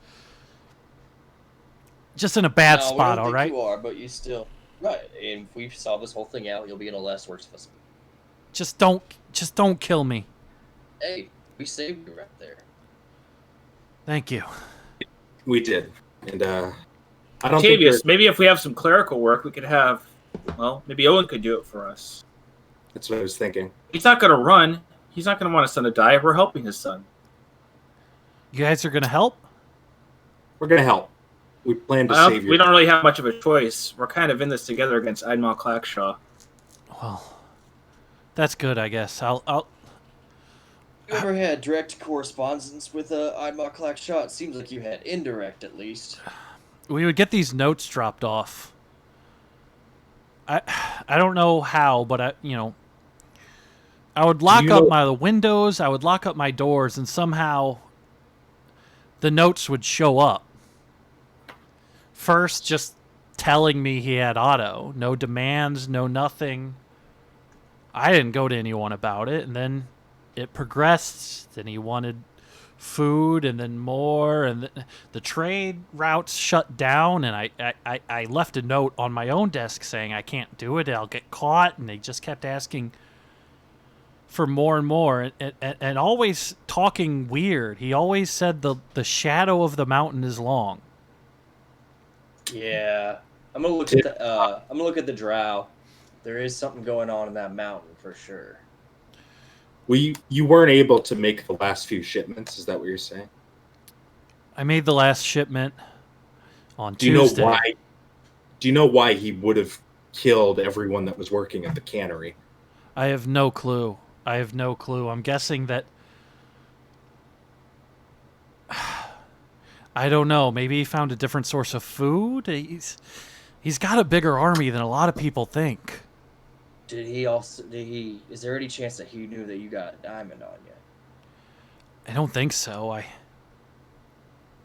Why do you have the diamond on you? Malachi, didn't you say they only belong to the church? That was my next question. I got. Choose your words carefully. I know a guy in Benediction.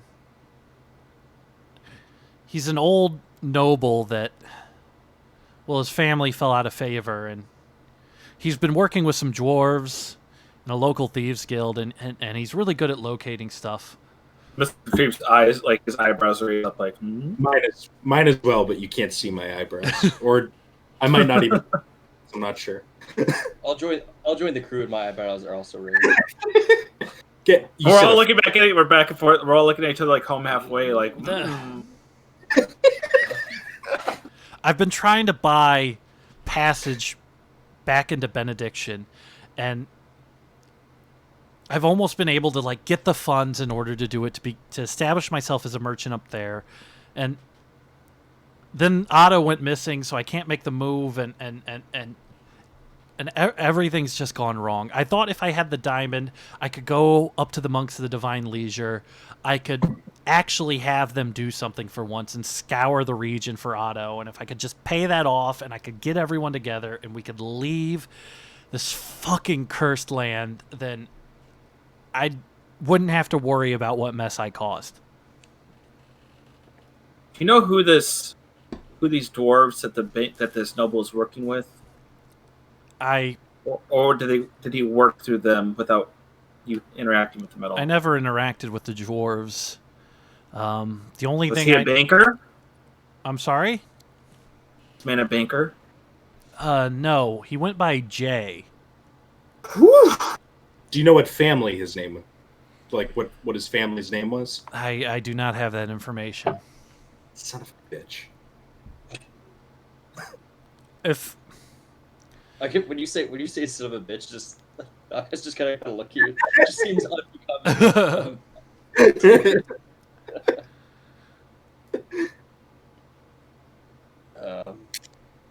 Well, do you have a question? Owen, what do you think about our proposal then? We'll take you back. We can go over all this information a little bit more. And you seem like if you weren't to be distracted, you could be rather good as doing clerical work. You mind helping us out with that kind of stuff? And keep up the correspondence with Full Barrel too. Your daughter, and the other people there. I mean, I'm kind of bent over a barrel here, but yeah, I mean, I'll do what you ask. You could make this stupid decision and try to run. I'm not much of an athlete, I'm sorry to say. Where's he gonna go, Father? I don't know. If they go the full barrel, he's just gonna kill them. Annabelle's not gonna be able to prevent that. I try to go to Basin. Just come to me in the morning. There's something I got to tell you about Full Barrel. We'll talk. Let's get some rest. I think we're all very, very tired.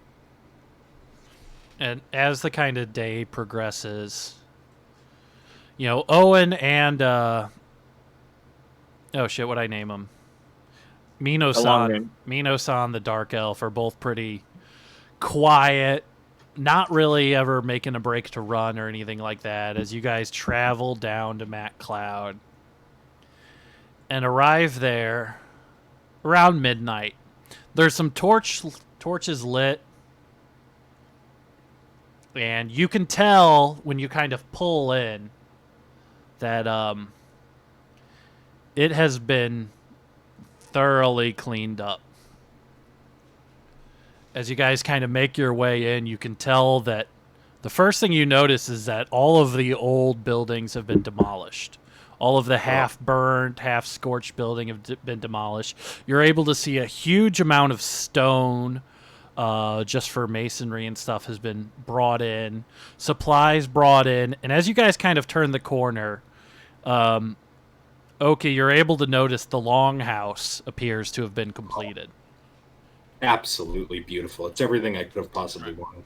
And there's You didn't even describe it.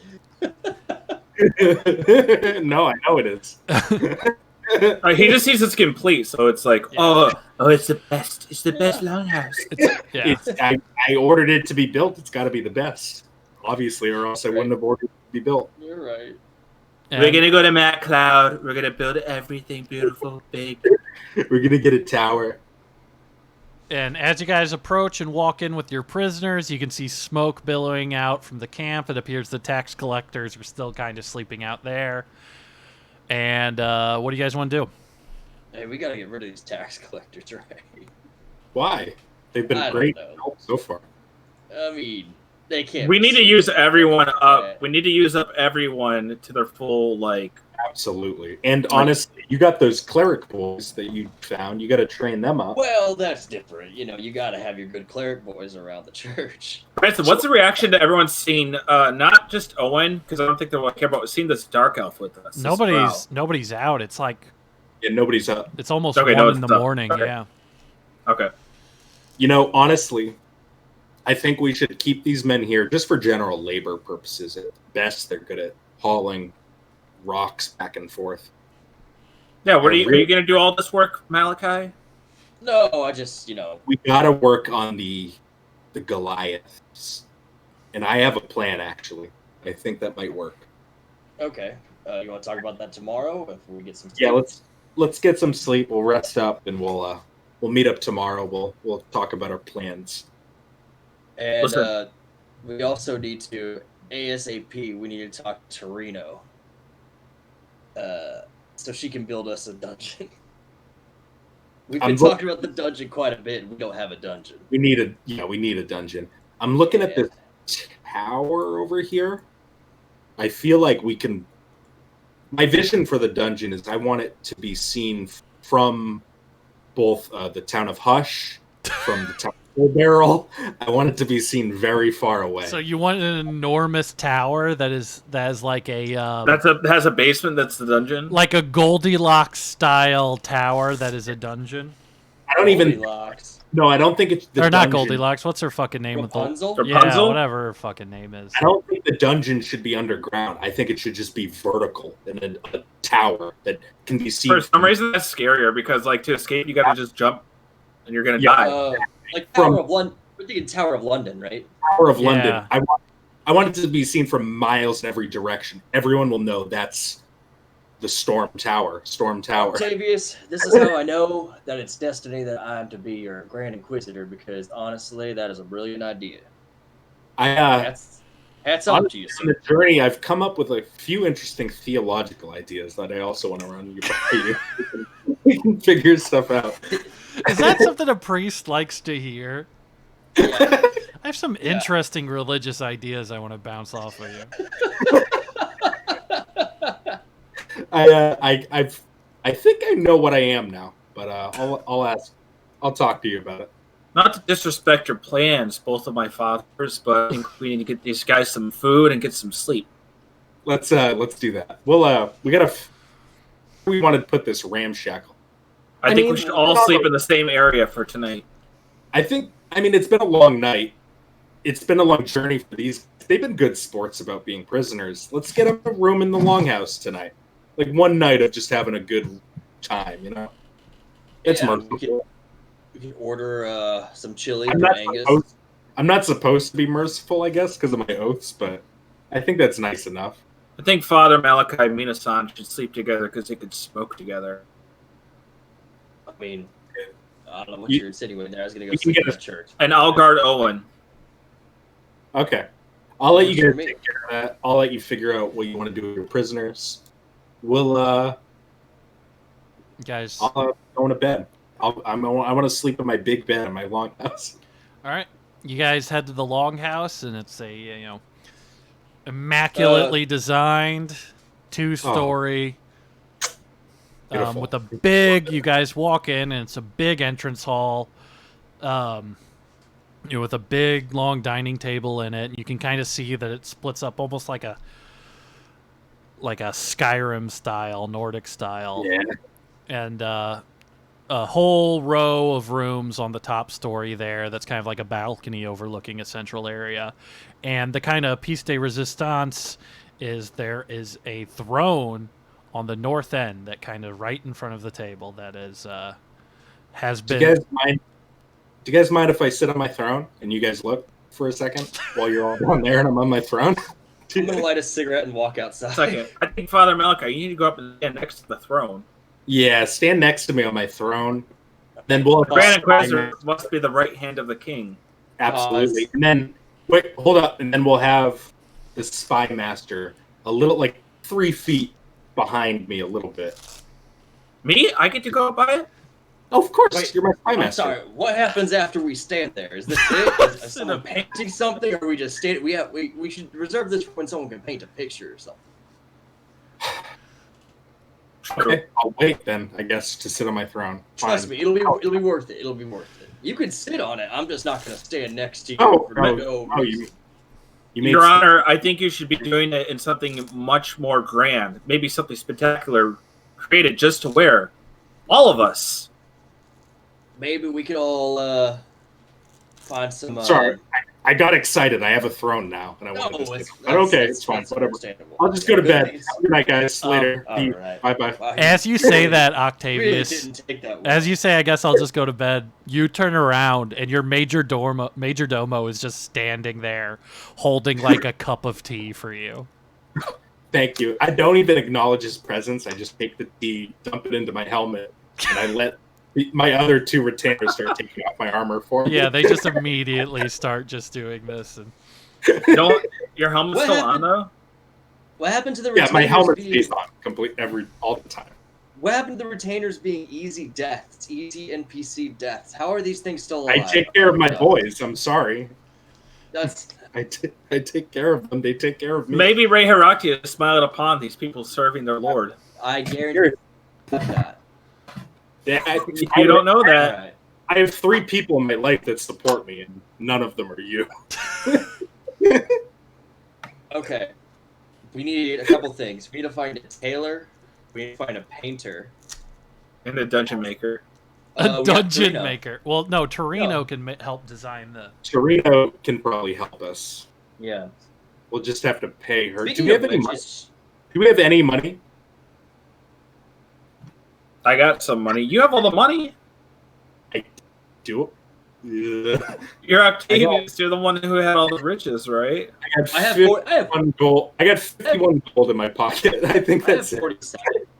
We're fine. I think I'm back up to like 26, 25. Yeah, well, we're fine. We're good. We're good.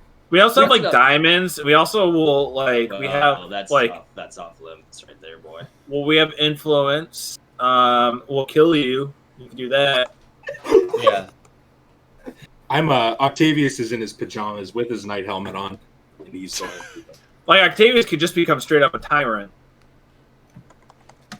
Which is absolutely what Father Malachi wants, because he wants to be Can I go?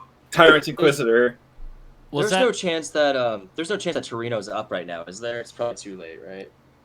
I mean, I would imagine the commotion, maybe she could get up or something. She would probably be staying in the longhouse, you'd be able to guess. It's not like she's going to stay with the fucking Angus.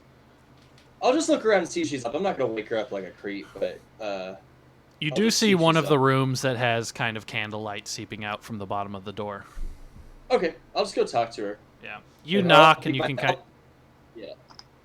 Yeah. Sorry to bother you, Torino, if that is you, I assume. Yes, looks like you guys are back. How was your... What was it, Little Triumph you went to? Yeah, we had a little pit stop at Full Barrel. Things were fine. We'll catch you up on it tomorrow when we have a larger meeting. Hey, so pretty soon, Octavius is going to be asking you to build us a dungeon or design us a dungeon. And it's going to be sort of a tower, right? Wait, it's a dungeon tower. Does it go underground? Well, that's the rub. He wants it to be nice and big. And I would really like it if you could make a secret door that would go deep down into the earth that only I would know about. How deep down are we talking? Deep enough to make sure that when people go down there, they're freaked the fuck out. So just a scary amount of underground? Yeah. So we woke her up at 1 a.m. to tell her this new construction order. Hey, I'll make it worth your while. And how will you do that? Whatever you want. Whatever I want. Sure, within reason. Well, what's within reason? I mean, I can't bring back a relative from the dead or anything like that yet. Maybe. No, I don't need any relatives. Right. Okay. Might be a little bit beyond my capabilities, but I think I could get... I tell you what, come find me in the morning when it's not whatever time it is, and right. We can come to a business arrangement. I assume you guys just don't have a bunch of money. I mean, we've got a decent amount of money.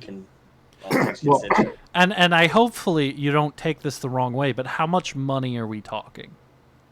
That we have? Yes. More than 50 gold. Okay, that's not that much money. It's a decent amount of money if you think about it. I mean, you can probably live on it for, a good amount of time, but you can't really get any nice things. I tell you what, maybe if you scratch my back, I'll scratch yours. That's kind of what I think I already said that. Oh, I thought you were... Yeah. See, you just said a generic favor, but I have something... Come find me in the morning. You look pretty shitty. Wait, you were doing me a favor, I would do you a favor. Is it the cat lingo? Is that what I'm missing out on? No, I think this is just how, sentient people talk. I don't think this has anything to me doing as a tabaxi, by the way. Did I fuck up? A little bit. All right. Well, I'm going to go to bed. I'm tired. All right, yeah. Apologies. And also, just keep that between you and I. The dwarf and, Octavius, they don't even know about it. All right. Well, works for me. All right. And then as I leave, through the door, she's going to see me pull the dark elf, with the rope to follow me, just, after me. It would just clumsily go out the wall. Was he out there smoking? No, his hands are tied. All right. And I'll go to the church and I'll bring the dark elf with me. We'll hang out there. Cool. Who was Owen? The dwarf. We gave him Mr. Creep, yeah. Okay. So you're taking you're going to the church to rest, Malachi? Yeah. All right. Octavius is in his longhouse. Mr. Creep, where are you going? Where are you taking Owen? To another room in the longhouse, another bedroom. Okay. And I'm going to cut his bindings at his feet and his wrists. Oh, cool. Tell him, go, wash up if you need to, then go to sleep. Okay. He appears very grateful and From what you can tell, he just seems really browbeaten and tired, and you can hear him like splash water on his face and go to sleep. Is there one bed in this bedroom? Like a one big bed? Or... Yeah. Okay. So Mr. Creep is going to take off his boots and go lean up against the wall and just sit there waiting for Owen to get into bed. Okay. Owen kind of splashes the water on his face. Then, do you want me to sleep on the floor or? No, I got the floor. You take the bed. Trust me, I slept in the bar floor all the time. Okay. And then he kind of gets into a very nice bed. I was gonna say it's probably better than his old bed. It's He's probably yeah. A prisoner. He's like a pretty. He was a pretty. He was the most Prominent figure, powerful yeah. merchant in a town of like 1,000 to 2,000 people. It's not bad. Mr. Creep is just happy to finally get some rest. Okay. But he waits for Owen to go to sleep before he starts to doze off. He doesn't think Owen's going to do anything. He's too scared.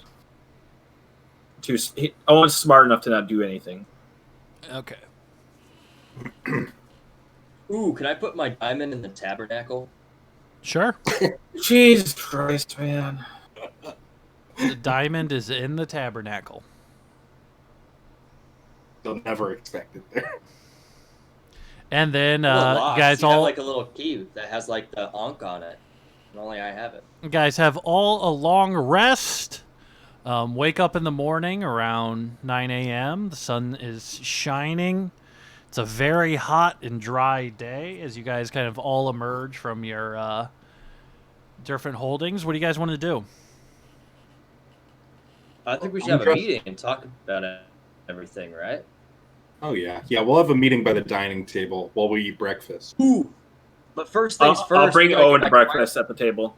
We gotta get my choir boys singing. We wake up at like 6 a.m. and we are singing the praises of Rei Harakti. She had 4 hours. Malachi, is Malachi singing? Harakti, I know you are near, standing always at my side. Don't tell me that it's in common. You guard me from the foe, and you lead me in ways everlasting. But it's like Please tell me it's in Sylvan. It's in Sylvan. Okay, I was gonna say, don't tell me that shit's in common. Like, I don't want to be able to understand that shit. I want to be able to hear it. Mrs. Creepy is like, oh, it's so beautiful. It's like Latin, Yeah. You realize it's not. It sounds way cooler in another language until you understand how shitty the lyrics are. All right. Yeah, that's exactly it. All right. You sing your little. Although I do understand that Latin lyrics, so. You sing your little 6 a.m. morning song. All right. And are you heading to the Longhouse? Yeah. I'm in the Longhouse already. Yeah. I'm bringing Owen to breakfast, so because he's gonna have to hear some of the stuff. Are you bringing your prisoner, Joel? I don't know. I was gonna ask the boys. I forgot their names. I have them written down somewhere. But I was gonna ask the choir boys if I should bring the drow prisoner with me or not.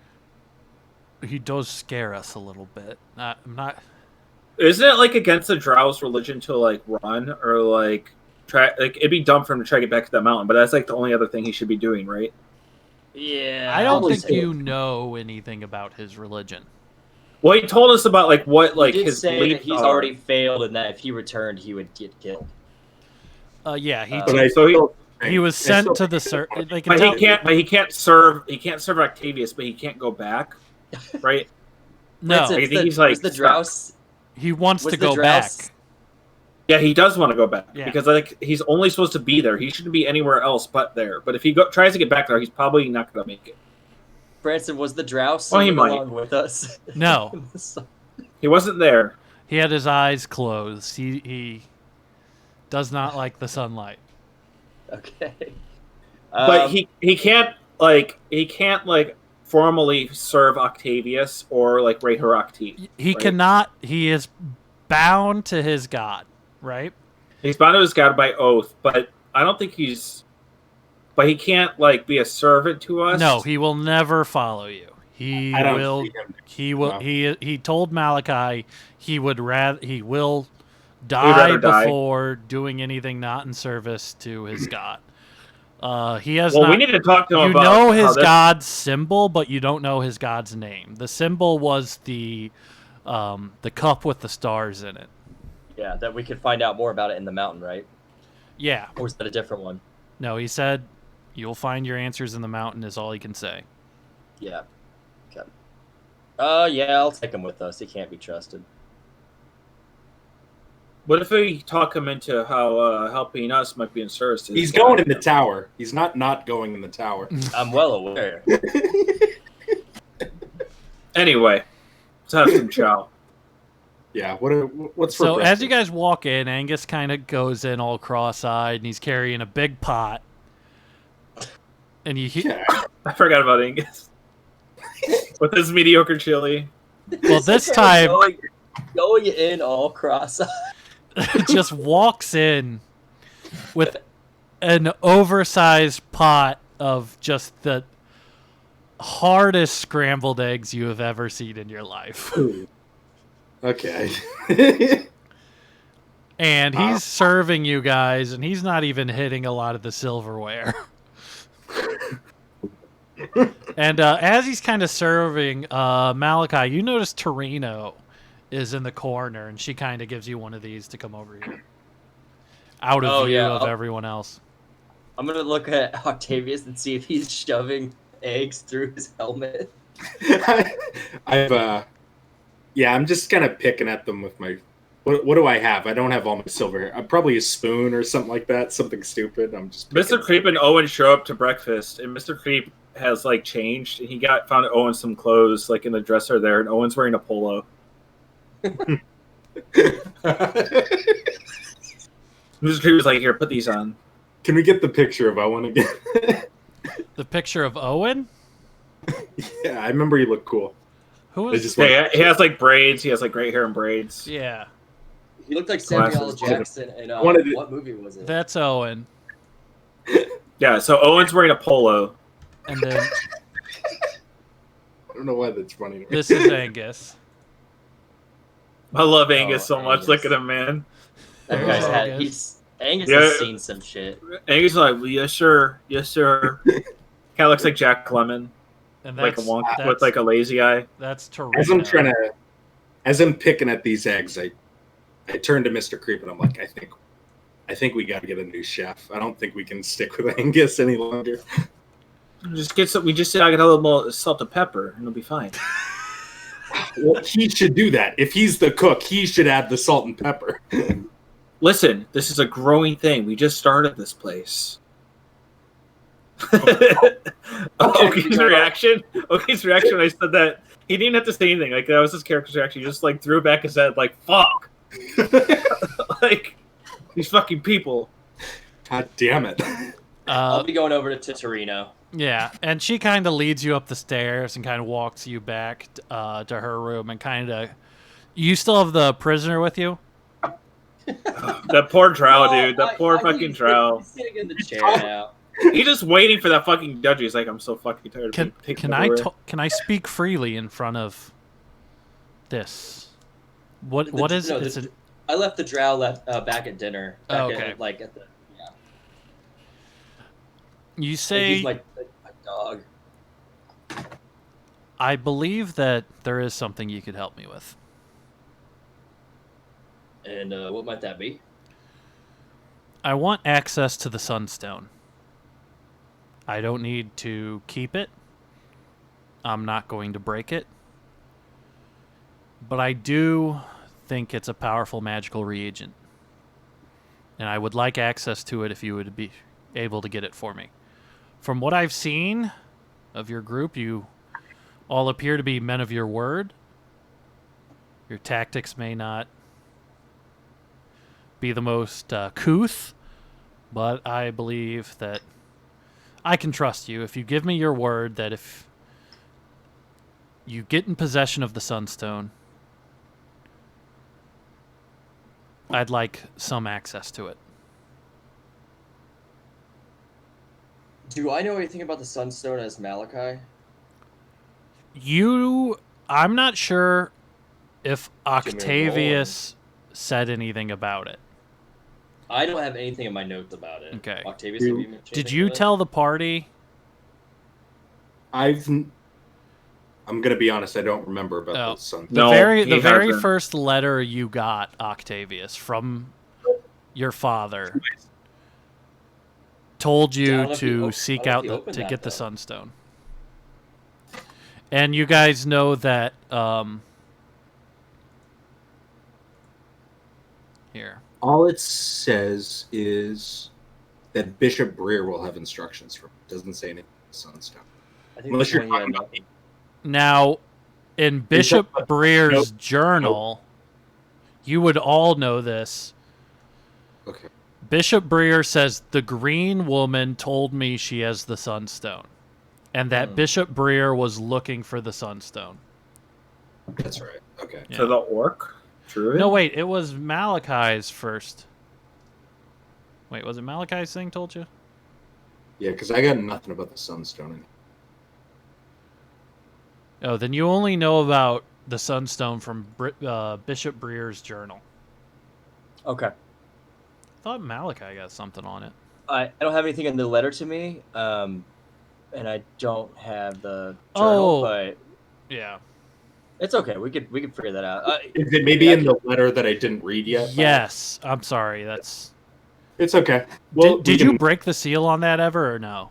I've never broken the seal yet, and I was going to maybe talk about that soon. So. The only thing you would know about the Sunstone is that it's mentioned in Bishop Breer's journal that you found in the church, Malachi, and that Bishop Breer was searching for the Sunstone. Okay. And that you think that the green woman is what he said who has it. Well, Bruno, you might be in luck. I do have a lead on the Sunstone, although, if you don't mind me prying a little bit, I'm not exactly sure I know too much about it, other than a comrade of mine was once looking for it. What can you tell me about it other than it has strong magical properties? I have no problem with you using it. I just need to know a little bit more about it. The Sunstone is attached to the Phoenix.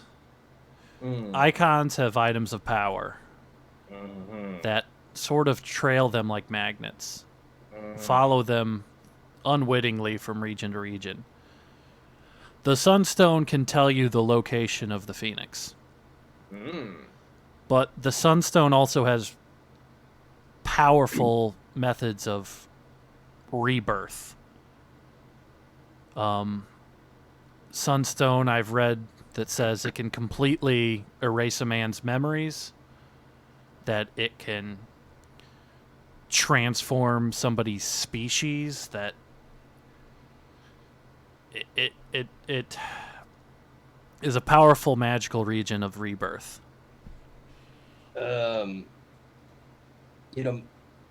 Forgive me if this is going too far, but what might you want to be using the Sunstone for? I respect you too much to lie to you, so I'm not going to tell you.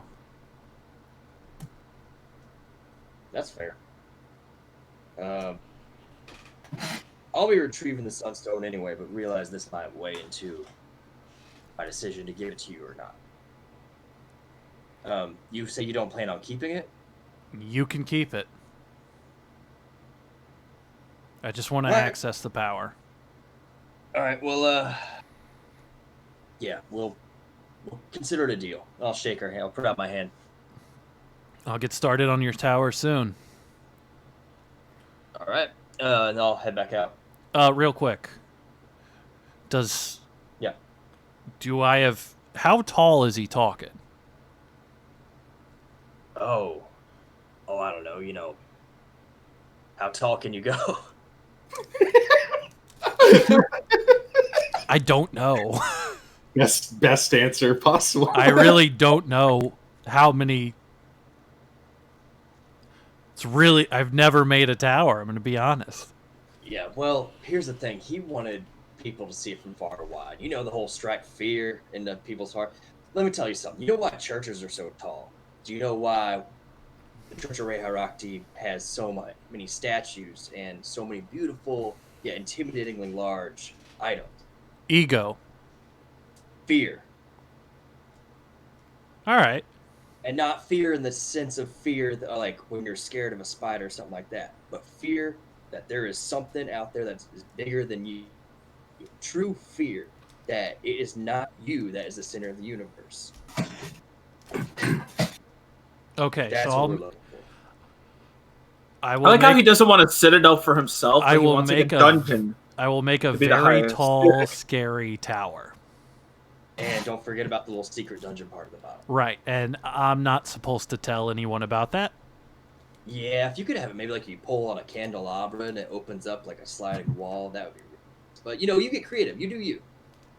Okay, well, the candelabra sounds pretty good, so I'm probably going to do that. I love that.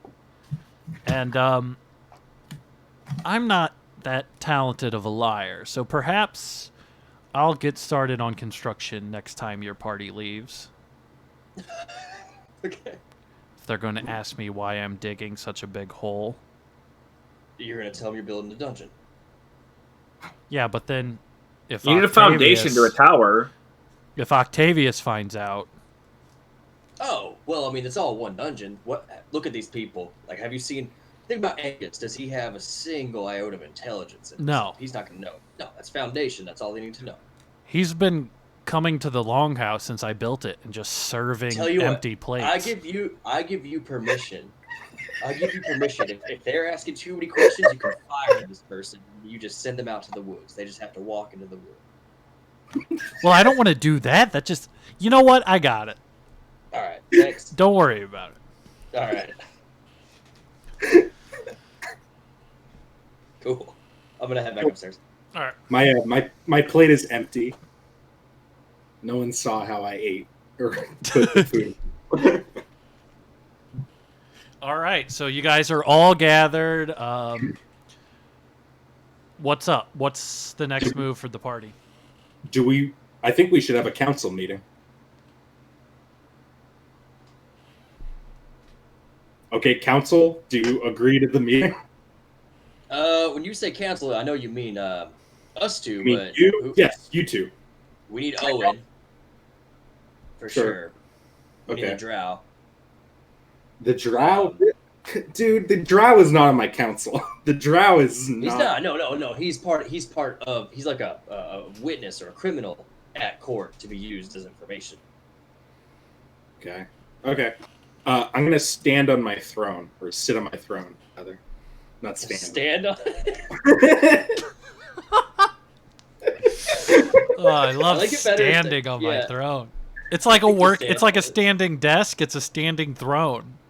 You know that Octavius is like a wealthy, like upper class person because he's such a fucking weirdo. Like he's not being upper class or like a true royalty or anything. So the way he's weird. He was raised in a bubble.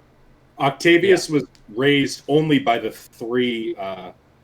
His mother he saw, and the three retainers that I have. They raised him as well, and he never made any friends until he met you guys. That's assuming a lot. But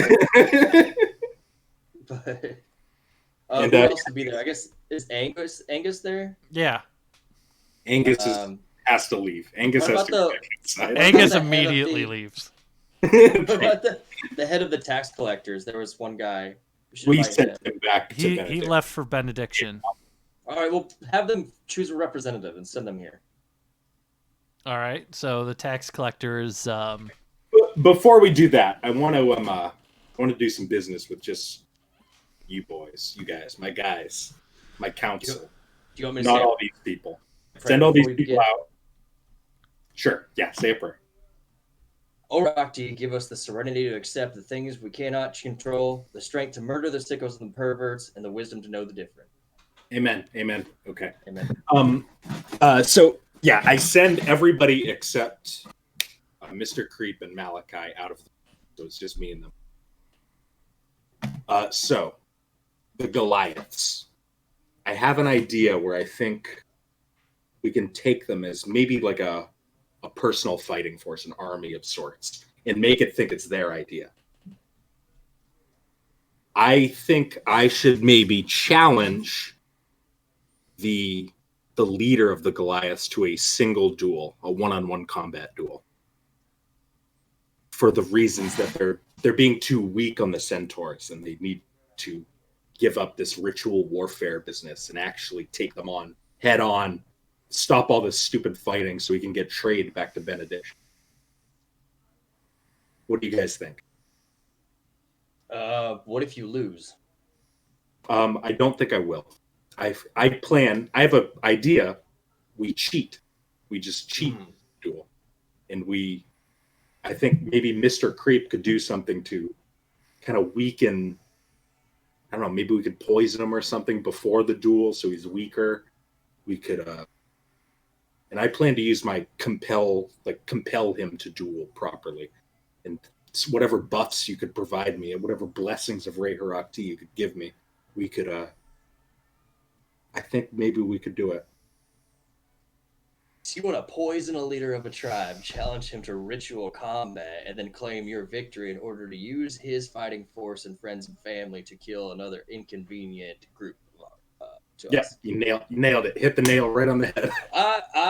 As the Grand Inquisitor, I am in full support of this idea. What say you, Spy Master? Mr. Creep is like has both his hands. He's just staring at the table and goes, "You want to cheat?" Well, I don't want to risk everything that we're doing here. Our cause is just. I thought you could just defeat him outright. You're strong. I'm strong, and I don't want to leave anything to chance. I want to stack the odds in our favor as much as possible. Our cause is just. Our fight is just. This leads into my second point. My theological. Mr. Creep is just thinking about like tying the guy's shoelaces together, like on his boots. You're just thinking of all the ways you can do it. I'm thinking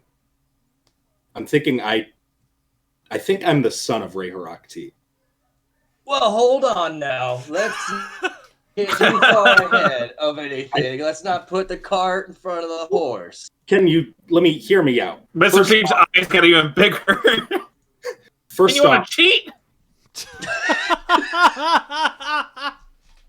I've told you before, my father was the icon of light itself, holy light, the unicorn.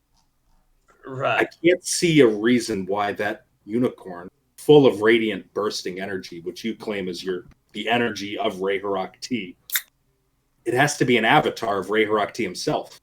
It's the only thing that makes sense. I'm the son of Ray Harakti. Listen, you know how and that gives me that gives me divine right to rule over men. It's me, the son of the god, Ray Harakti. Octavius, he's a unicorn? I don't ask you for many favors here. Can we table this conversation for another time? What Unless scares you? Into the theology of it. What scares you about this? It's just a bold claim that I didn't see coming. I think what is the idea of? I know you're my Grand Inquisitor right now, but how does Pontiff of the Church of Ray Harakti sound? Malachi is just gonna bite his fist real hard. With that, Mr. Creep loudly pushes his chair back here like a whoomp, like a screech on the floor, and stands up. How does Pontiff sound?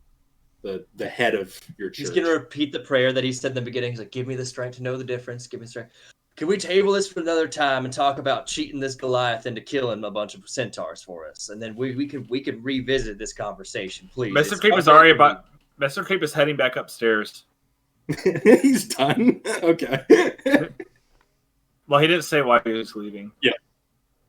And okay, so yeah, I think that concludes the business that I had prepared.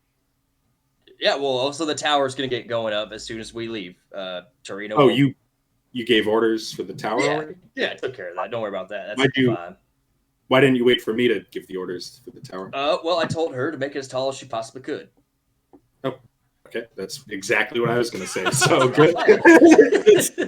So I guess no harm done. Seemed like a non-issue to me. So, yeah. Then I think that here's my thing that I think we might have to do. Listen, Bishop Breer was talking about getting the Sunstone, and with this whole Adma Clack Shaw thing, with if I'm being honest, my liege, it could kind of put a damper on your whole rise to glory type of mission that you put yourself on.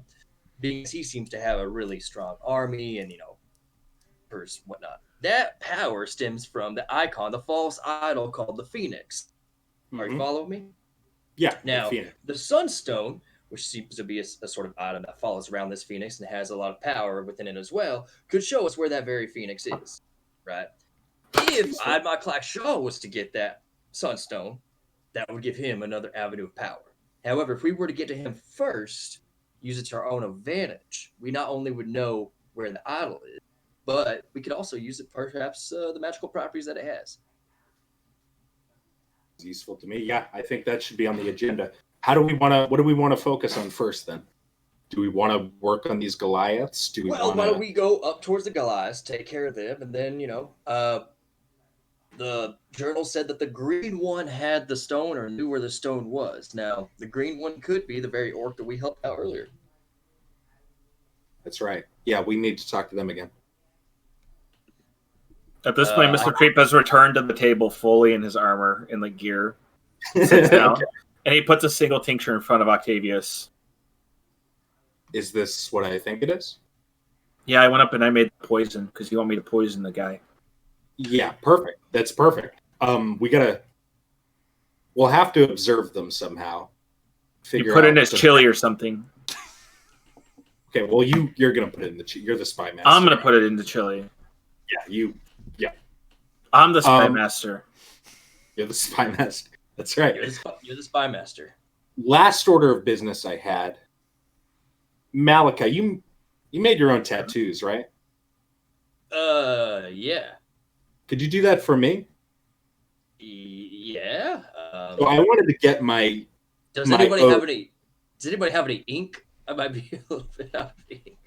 Mr. P pushes that back his chair again and starts heading back upstairs.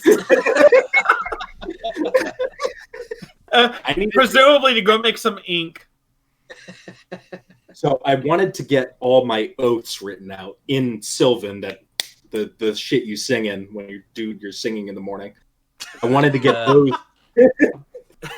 I wanted to get those written out down, like my first oath down my arm, my second oath down my arm, and then my last oath, strength above all, which is my favorite oath. I get that on my chest. Or no, wait, my back, not my chest. Can you read Sylvan? No. All right, good. It's probably a good time to learn. Love when people get tattoos in languages they can't fucking read. Mr. Malachi is gonna write all this stuff. Like when people get a Chinese character, it's totally like the opposite of what they wanted. Yeah. Tricked you. So that's what I had. I don't know if anyone else had it. That's singing you do in the morning. Yeah. Son of God of your religion. That's right, Dusty. It's so fucking insulting. He's right. If I was Malachi, I'd be so pissed. Deal with it. But in his head, he's Pontiff Malachi. Pontiff Malachi, man. Come on. Pontiff I know how to incentivize my crew. The motherfucking Pope. I know how to get them to agree with me. Yeah. Anyone else have any business? Is that it? Okay. Send me a. We can wait for Mr. Creep to return and see if he has any other business that we need to attend to. All right, a few minutes later, he returns with another tincture. Is it have any? It's ink. Yeah. Do you have any business, Mr. Creep? Oh, sorry. Real quickly, before you're asking him, you're already shirtless with just your helm on, and I'm already tattooing all your oaths onto your arm. Just asking him, do you have business while I'm tattooing you with a little needle that I dip in the ink and I just kind of hammer it in a little bit with my Branson let me replace Caligula's kit with a tattoo kit. But remember, are you getting your name on? Are you getting your name on your back like I have? No, something much more important than that. That's so mean. Fuck, what was I gonna say? Yeah, I was gonna say my skin is also a reminder, like an alabaster, like a Greek statue, just completely austere white. Cool, that's really convenient because then you'll see every mistake that Malachi makes because he's not very good at tattoos. He really think he's like, man, you could really take some color in right now. Yeah, go whatever. You just do you. You feel it out. My body's We'll just do black for now. All right, so let's let's get down to cool tiger on your chest in the future. So, let's get this whole thing figured out. So we have Owen. His son is being held by someone working for Idma Clackshaw or himself, I presume. We don't know if he's in Abernathy or not. We might have to go to Abernathy. Annabelle's running the cannery. What else?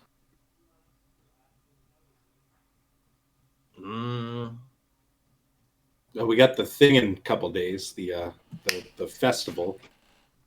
2 days. Yeah, we'll make it back for that. If we don't make it to that, I really don't give a shit. I'm gonna be honest. We'll get to the Goliaths, but I think that can be put on the back burner for now. Yeah, the Goliaths is more of an overarching plan. But yeah, we can check them out, see if maybe they'd be receptive. We also have to deal with this mountain and the elf. We also have those. That's what I'm saying. We'll need that. Remember they were taking on a fucking Hush. We found those battle plans for Hush. Admiral Clackshaw was making. So then we need to build an army. It's as simple as that. Like he's like it's so easy. It's as simple as that. I feel like this Goliath plan can work. We take the Goliaths. I become the leader of the Goliaths. That should be easy enough. They shouldn't be a problem. And then we take out the centaurs, wipe them out, just get them out of here. Why would we wipe them out when we can conquer the centaurs as well and add them to our ranks? It's like what's Malachi's reaction when I say that?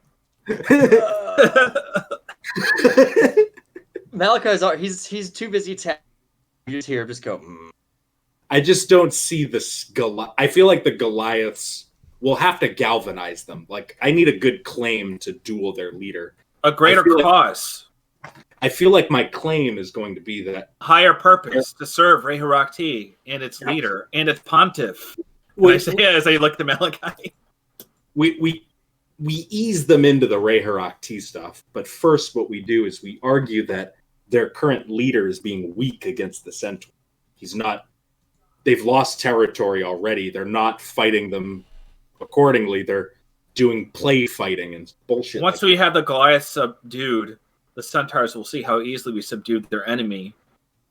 And then they'll fall into place. If I can make a suggestion, people who are, nomadic and kind of tribal as the Goliaths and Centaurs are, they are full of pride. Not that that's necessarily a bad thing. So if we were to tell them what they're doing is disrespectful to their own people, and that we could guarantee they would truly take over the lands, the Badlands, the prairie, if you will, then maybe we could appeal to their own ego and use that as a leverage against them. That's exactly what I was thinking. I like that. They're strong enough to take the Badlands. They're powerful enough, and we're going to make them more powerful with service. While I'm thinking about it, and I want to talk to Minoson, I just want to say this in Elvish really quickly. What does Sunstone mean to you? I'm going to say in Elvish.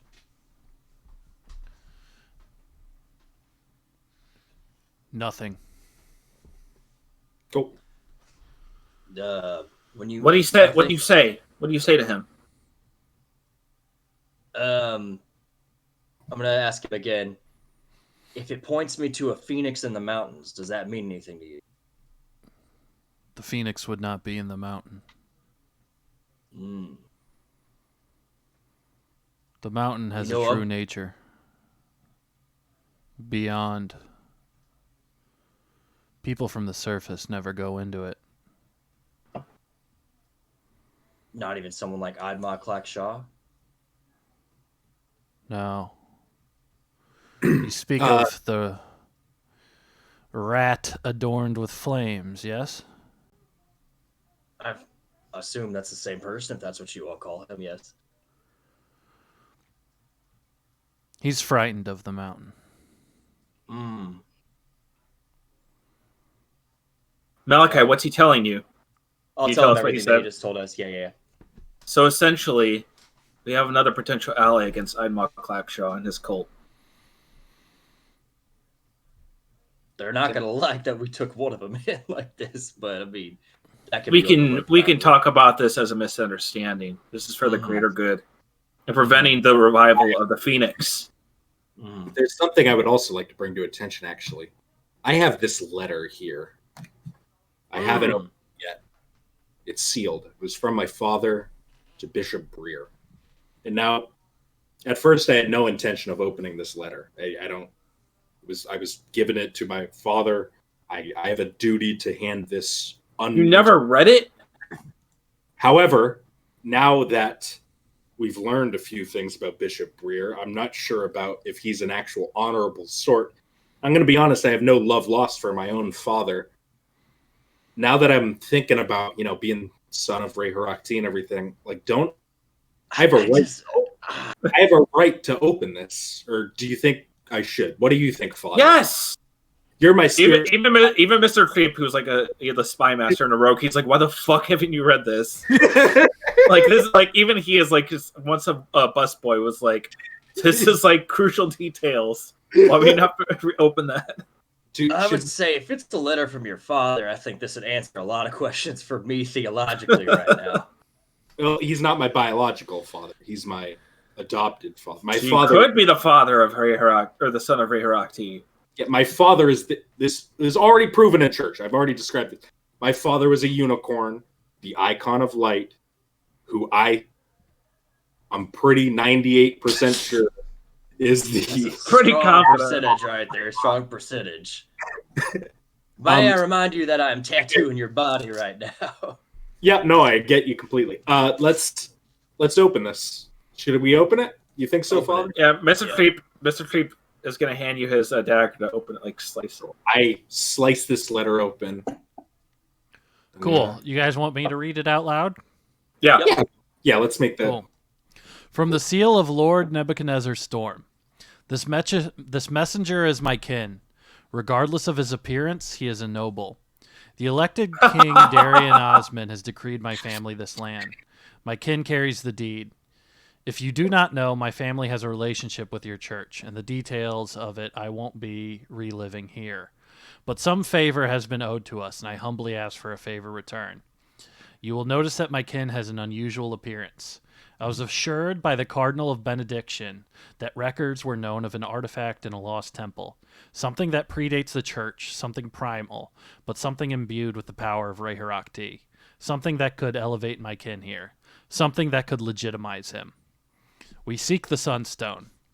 If you help, bishop, priest, father, whatever your title is, I promise you, I will build you a new church that towers over the land. I will fill your coffers with gold. Look over my kin and assure he succeeds. Now this is serendipity. Wow. That's crazy that it had to relate it to everything we've been talking so far about. I told you. Why didn't you read it before? It's honor bound. Honor prevented me from opening the seal, but what honor? You're creating your own honor. Who cares? That's what I've come to understand. Ever since I met those Knights of Nothing, man, they really put a thing in my brain, and I just can't get it out. I need to elevate myself beyond the want of petty things. I need to. Here's another thing though that we haven't addressed. Owen was doing business with someone in Benediction who was working with a bunch of thief dwarves. That's presumably all of my brothers and everyone I knew back home. So if you may permit me, I can send a bird to Benediction in correspondence with them. Yeah, please. Whatever you deem necessary for your network. Could I write like in Thieves' Cant? Is that the thing, or is this spoken? It's only spoken, right? No, it's written. You can write. It's like hobo print. So could I write them a message in Thieves' Cant about this business with Owen and asking what's up with it? Yeah. First of all, let's start off. Dear my brothers, I am alive and well. Thank you. But then I'm going to ask about this stuff. That's what I want to do. I want to send that away with a bird to Benediction. Yeah, you should be able to do that. I think All it right. was, yeah. All right. So I'll do that after the meeting. Yeah, you're able to send a messenger to or send a messenger bird to benediction. Because presumably, if someone hired by that banker to come and like find and kill me, they're gonna get fucked up now at this point. Because Mr. Creep is too much of a psycho, and like I think we just got like enough resources for that to not happen. You guys could still be killed. You're only level 4. I know it can still be killed, but like I feel like Mr. Creep isn't scared anymore. He's like not on the run. Like he's got a name for himself. He's serving this like the god of Ray Rock Tea, you know? Yeah. That's right. Yeah. Joel, I don't know if we're evil. Like we don't know how evil Idma Clackshot is. That's not like, but we also don't know if don't know if the Phoenix is evil. The Phoenix could be good, and we could be the villains, so we don't know. But I don't know. Really we don't know if Ray we don't know was evil or good either. So, but we don't know. I don't think at this point we don't know if we're evil or not. But I think that OC has a good point. Like, if there was to be an evil campaign, it's not about going around killing everybody. It's about like scheming and taking. Oh, I mean, like we're schemers, but like if this is, but we're almost like we're starting to like kind of look around and everything and seeing like how a lot of people are against this Idma Clackshot, and it's kind of like a utilitarian thing where we're building a war effort against that. So it's almost like we don't know if it's, I don't know if it's evil, but like it's pragmatic is what it is. It's definitely gray, but like this, I mean, Idma Clackshot could still be the big, like he's the big bad obviously to us, but like overall he still might be like the harbinger of Armageddon. Lest you forget, I'm building a dungeon to torture people in. So. Okay, well, Malachi could be evil, you know? At this point, Octavius is fully convinced anything he does is good and justified. Octavius wants to conquer Goliath because they haven't genocided the centaurs well enough. Well, you know, those centaurs and those Goliaths could be doing horrible things to other races, so you don't know. Or they're killing like any travelers back and forth, and they just killed all those people in that. In this world, it could be all justified. I'm just saying, we don't have enough information yet. But also, I could totally see how you see this as an evil campaign, which I'm cool with because it's fun. No, that's a totally legit observation. Do you need a bird? Do you need a bird? I'm not sending the one. I have the one. I forgot. Bird I thought you were using the figurine. The one I'll offer it to him. Yeah. Yeah. Yep. So it's a fake bird. It's like a spiritual bird, but okay. But it's it's way more reliable. I'll crank up my message and I'll let Malachi send it away. I'll pull out my bird statue and kind of summon it forth and pet its little. Where do you pet a bird? On its head? I don't know. Yeah, on its head and down the wings. Yeah, just like a dog. I'd never pet a bird. Really?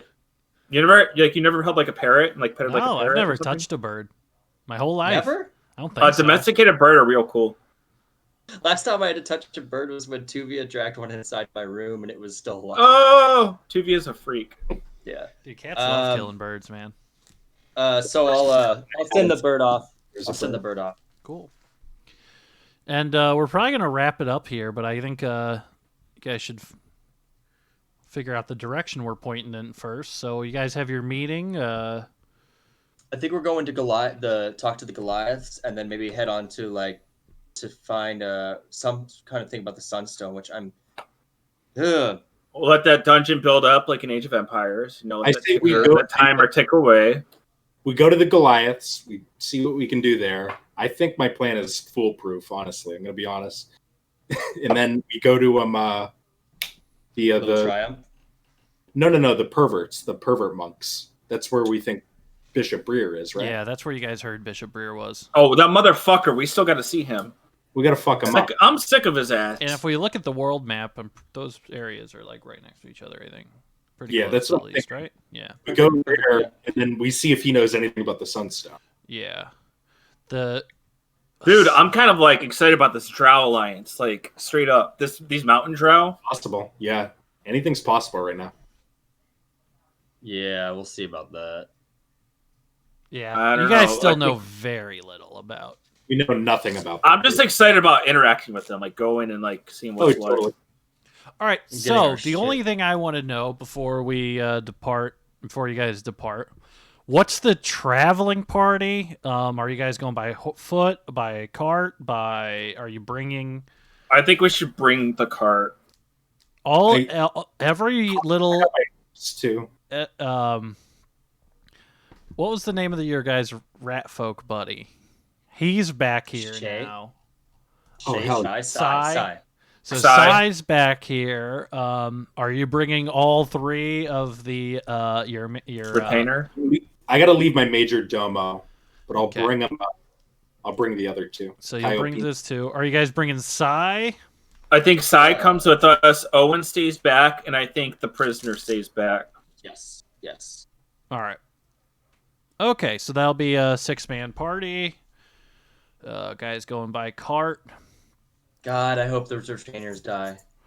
Why? I don't know. I don't have to explain myself. I just hope that. All right. Early in the morning, you guys load up the cart, load up a few days of food. Sai looks pretty happy and is like, I brought back all the stone from the quarry. Everything's like, hey. You did a great job. Sai Able Rat. Let it. This is a wine. This is a wine, Octavius. A serious rat. A serious head. Letting it breathe. So important. So, all right. So it's early in the morning. You guys head out of Matt Cloud. In the morning light, it's way nicer. All the buildings have been destroyed as you guys head north on the path, and we'll end it there. I wiped down Octavius's tattoos with alcohol, rubbing alcohol, basically, or maybe some kind of booze, probably, and then wrap them up with like a clean bandage. Dude, we're home one night, and we're home one night, and then it's back on the road. Yep. We're like a band, dude. We're like a fucking rock and roll band. That's right. That's what. All right. Well, thanks everybody for watching. I know it's been a minute, but we're gonna go back to doing this once a week. So thanks for watching, everybody. I do work next Sunday, so I'll have to figure something out. All right. Saturday, good maybe. I work like Friday, Saturday, Sunday, Monday. So Tuesday I could play. We'll figure it out. All right. Thanks for watching, everybody. Bye. Bye.